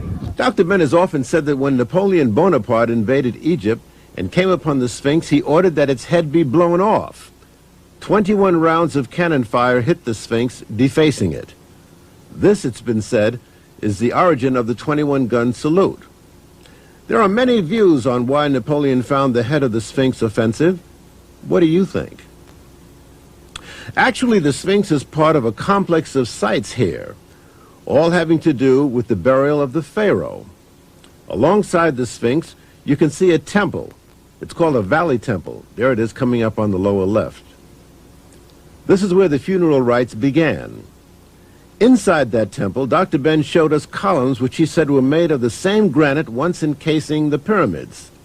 And this is what the whole face of all three pyramids was like. This is all, but at the bottom. But to me, the feat is this. You fly from here to Aswan at least 1 hour, generally 1 hour and 15 minutes. Figure that they're coming down by river, no motor, to bring all this material here. They have to quarry it in Aswan and then bring it here. And they didn't finish there. They bring it, put it in place and finish it. People think that they do all the carving and everything at a place and bring it up, put it up. No, they put up the stone and did the carving after that. The pharaoh died, okay? He dies. They have to take him and wash him and do the rituals. Then the opening of the mouth ceremony, right? But they don't perform the rest of the performance. They must ritualize him in the valley temple. The body of the pharaoh was taken up this causeway to the mortuary temple, where the mummification took place. Vital organs were removed and placed in special jars. So was the blood. A tedious process would preserve the corpse indefinitely if undisturbed. Then the pharaoh's mummy, with the jars and valuables, was interred deep inside the pyramid. How does one digest all the dimensions of this 4,000-year civilization that Dr. Ben has outlined for us? The answer is simple: you can't. That would require the kind of long study that Dr. Ben himself has engaged in. But there are some basic understandings for us all that can be useful to us in these times, as you will see and hear in our next and last edition. Visit over a dozen sites. You fly from here to Aswan at least 1 hour, generally 1 hour and 15 minutes. Figure that they're coming down by river, no motor, to bring all this material here. They have to quarry it in Aswan and then bring it here. And they didn't finish there. They bring it, put it in place and finish it. People think that they do all the carving and everything at a place and bring it up, put it up. No, they put up the stone and did the carving after that. The pharaoh died, okay? He dies. They have to take him and wash him and do the rituals. Then the opening of the mouth ceremony, right? But they don't perform the rest of the performance. They must ritualize him in the valley temple. The body of the pharaoh was taken up this causeway to the mortuary temple, where the mummification took place. Vital organs were removed and placed in special jars. So was the blood. A tedious process would preserve the corpse indefinitely if undisturbed. Then the pharaoh's mummy, with the jars and valuables, was interred deep inside the pyramid. How does one digest all the dimensions of this 4,000-year civilization that Dr. Ben has outlined for us? The answer is simple: you can't. That would require the kind of long study that Dr. Ben himself has engaged in. But there are some basic understandings for us all that can be useful to us in these times, as you will see and hear in our next and last edition. Visit over a dozen sites. However, this 3.5-hour documentary on a 4,000-year civilization can at best be an overview, even with the guidance of Dr. Ben. Dr. Ben himself has devoted decades studying here and continues to do so. The perspective that Dr. Ben has given to the story has often sponsored controversy, for which he has paid a heavy price. I asked him if he thought it was worth it. Yeah, I'll do it again. I'll do it again because what it has here, what it is saying to the world, it relieved people from a religious bondage, religious slavery. If people knew what was here, they could see all the lies being told to them. They will see the reality and truth about religion. They see the love that the ancients did when they started this. They will see that, for instance, the Virgin Mary concept of Immaculate Conception is nothing new. And they were dealing with a human condition. And the whole thing based upon a God, especially a Unitarian God. One God came from here, not from Rome, not from England, London, not from Greece, Athens. It came from here. Whether you're Jewish, Christian, Muslim, or what, you got the basis of what your religion is here along the Nile. This place in the Nile Valley, is this the seat of the world's first major civilization? Oh, yes. Egypt is the mother of the Western world civilization. It didn't start here. It started where Henophis said at the beginning of the Nile, but it reached its zenith here. The whole world must look to Egypt. The entire world, bar not a single country. Every high culture must come here for the beginning of what they are. I don't care if it's Jewish, if you're Christian, or you're Muslim, if you're Greek, or you're Roman. You must come here.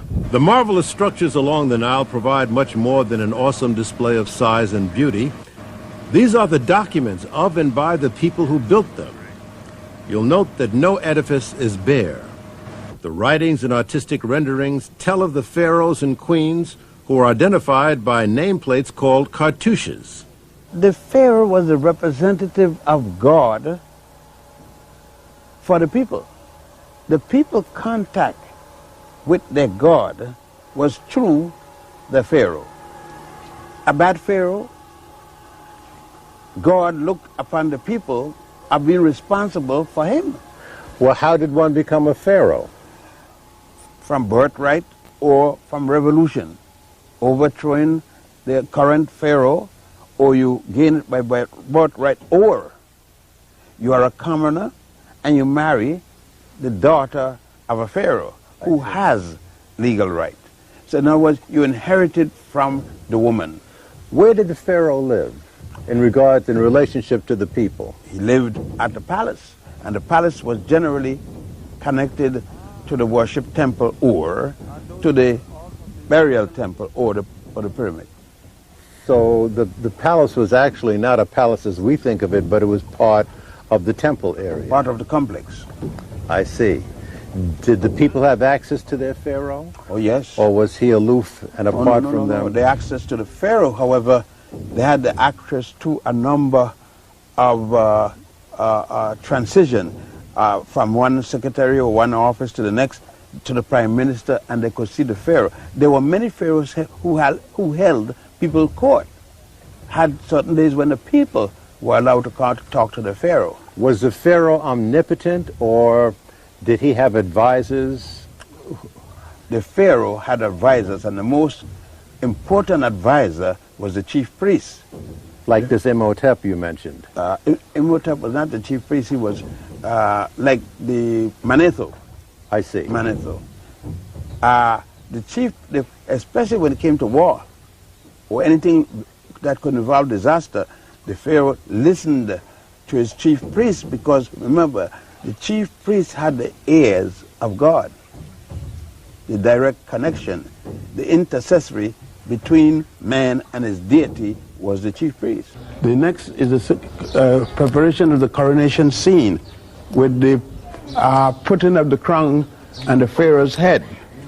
And here you have the god Nit and goddess putting, the goddesses Nit and another one, putting the crown on the king's head. Pharaohs like the mighty Ramesses had their own temples built and made additions to others, adorning them with their likeness, but the temples were always in honor of a god or goddess. These deities were identified by headdress or by having the head or body of a symbolic creature. This hasn't been defaced as badly. No. All right, and so we can now see the difference between the two systems. Right. The one to the right is Nephthys, and the other one in the front to the left is Isis. Then the one on the right is which one now? One on the right is her sister Nephthys. Nephthys. And what is that on top of this? A maze. It's called a maze. All right. And the one on the left is Isis? Isis with a throne on her head. That's a throne. Now there she is with her husband. Okay. Now. There she is with her husband, Osiris. And he's in what is called the Osirian position. 2 foot together. Hands crossed. Dead. As an S, he's dead. That's called the Osirian position. Anytime you see Osiris standing, he's going to be that way because he's a god of the dead, god of the deceased, god of resurrection. So whenever you see a figure with their feet together and they're holding the crop and what is the other one? The crook. The crook and the flail. The flail. It will be, he's never shown all the way when he's standing. Houses ancient miniature wood carvings depicting the everyday lives of the common folk. When conducting his tours, Dr.Ben always employs local guides to work with him. Farouk has been with Dr.Ben since 1980, working in the Aswan area. Did you see many tour groups with people of African descent before Dr.Ben? No. I have seen, it only was, so individuals like 2, 3 in a group, but not like what, since Dr.Ben started, we saw the African Americans in Egypt, and that was exactly the time, and when was exactly was also the Aztec was the biggest group ever in 87. So the people in Egypt, no one, everyone just, they don't know about the African Americans until Dr.Ben started his groups in Egypt. Maybe majority, I mean, the common people in the country, in the village, they don't know anything about until Dr.Ben started his groups to Egypt here and his tours to Egypt. Does he teach a different perspective of the Nile civilizations than the usual? Well, yes, what he is, it's a kind of what all the Egyptologists study, what is the books and what it's published and written from the 18th century, since that time. So there is a same one track. And I say now, when is the Dr.Ben's and the professors, they started to open a new way of, study, or so this is something different than what it's written, what the archaeologists or the tour guides studied in their own way. So you mean one is a European perspective and Dr.Ben is an African perspective? Exactly, yes. Yeah. A lot of people say that all of this was not built by people of color, that this was all built by whites. Dr.Ben seems to be saying something different. Well, it's what is the meaning by white or the color? We are in Africa. So Egypt is Africa. Shoki works with Dr. Ben in the Luxor area. How long has this gentleman been working with you? How long? Years. I am a guide 14, but I work with Dr. Ben 12 years. 12 years? 12 years. How did you meet him? I saw him in the monument in the Valley of the Kings once a year, and I listened to him when he talked to his people, and I sit with him, I visit him, and I like his way, what he's doing with his people. And I am a Nubian, part of Nubian, you know. So I see. I am a Nubian, Egyptian, Africans. What is it that you liked about what he says to say? Yes, because I like history, I am interested.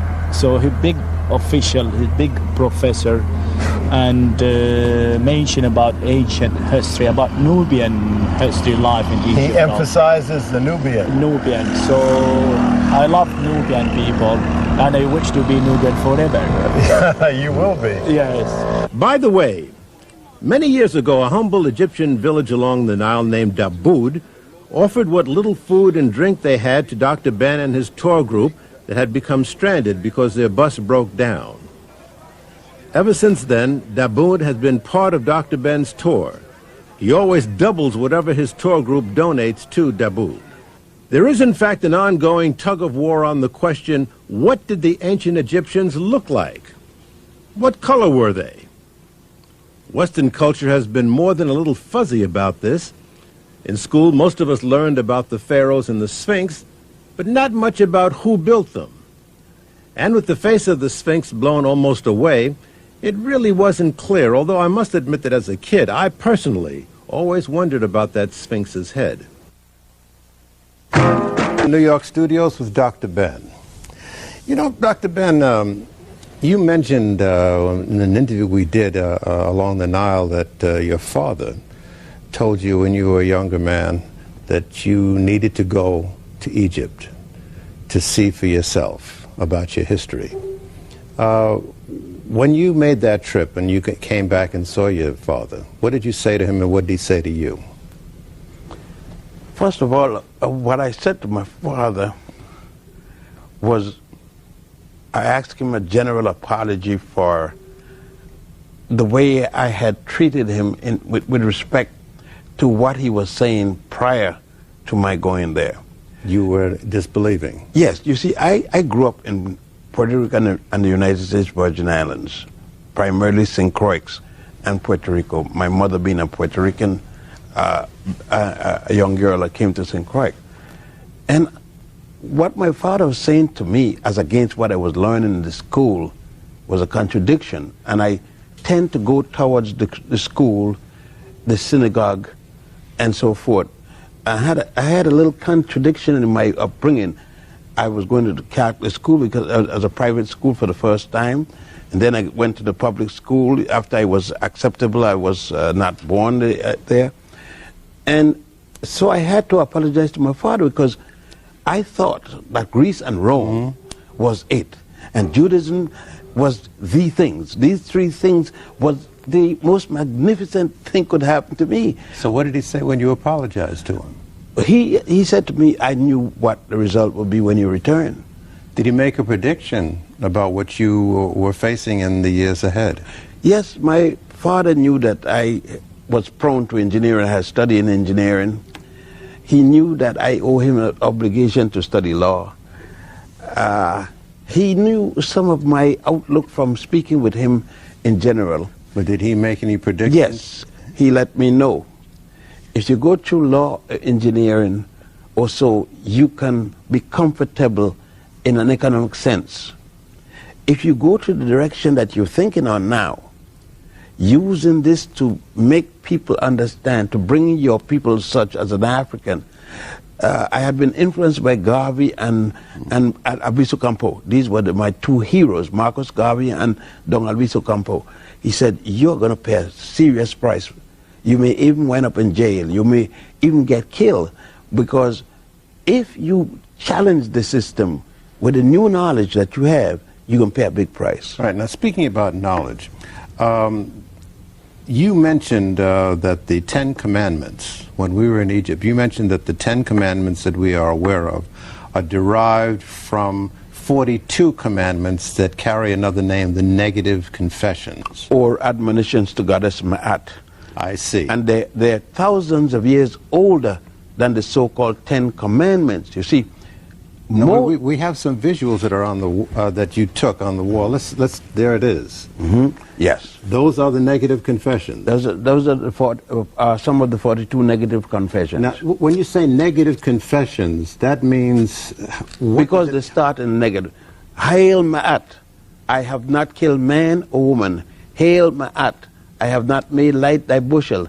Hail Ma'at, I have not spoken ill of the God. So these are... These would be the English version I have not, as opposed to thou shalt not. Thou shalt not. It means that the order was issued already, thou shalt not. This is the response.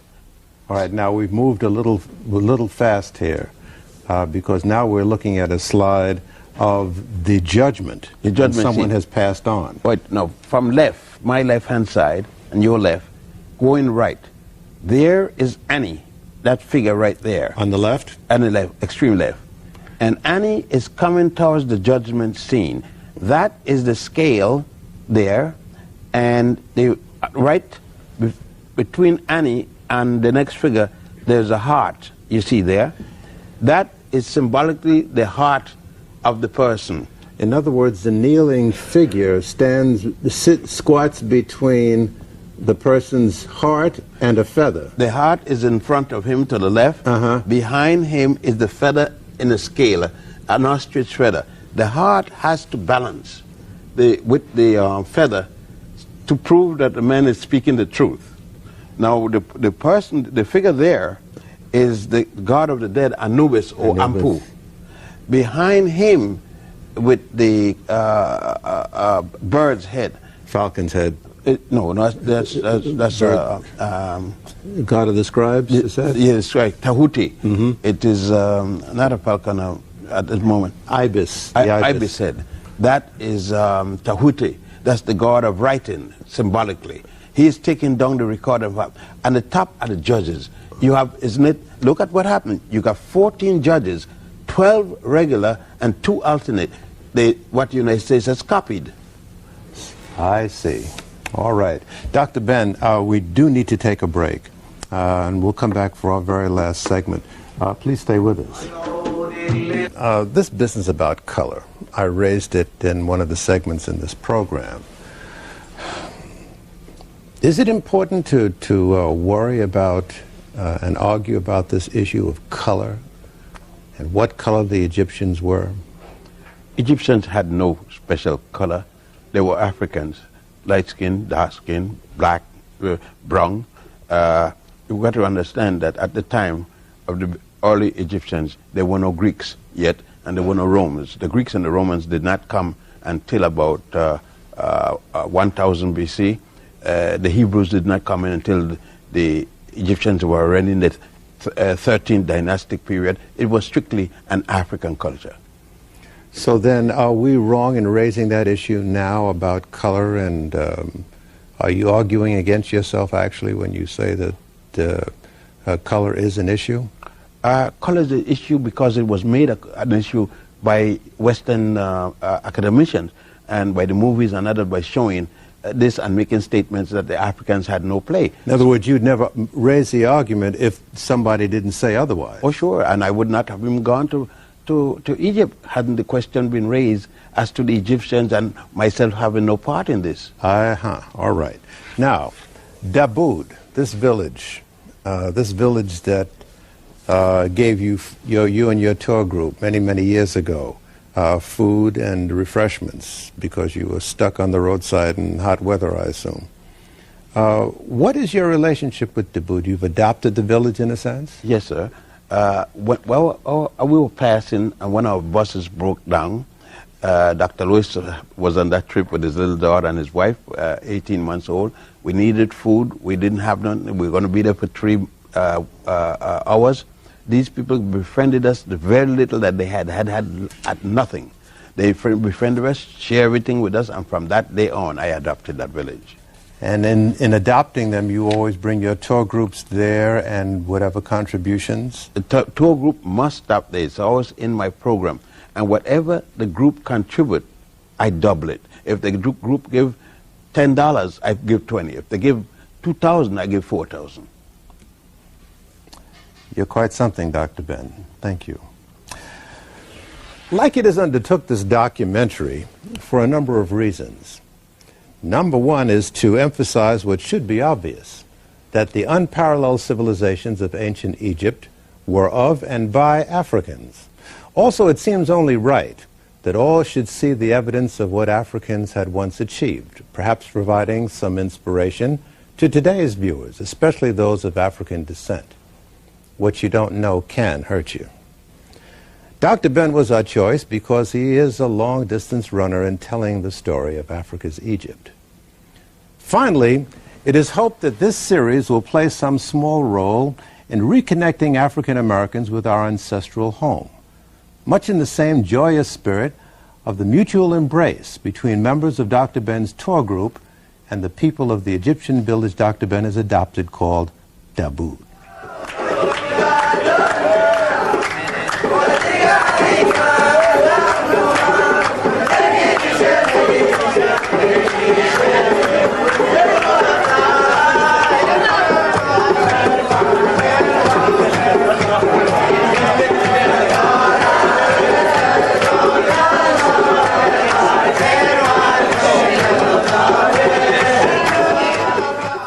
For a transcript of this program, send $4 to Journal Graphics, 1535 Grant Street, Denver, Colorado, 80203. To place a credit card order, call 1-800-TALK-SHOW.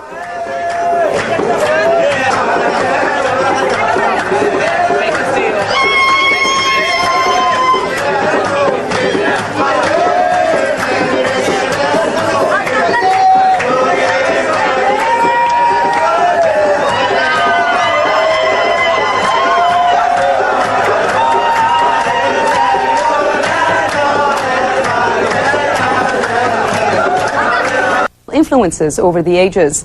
The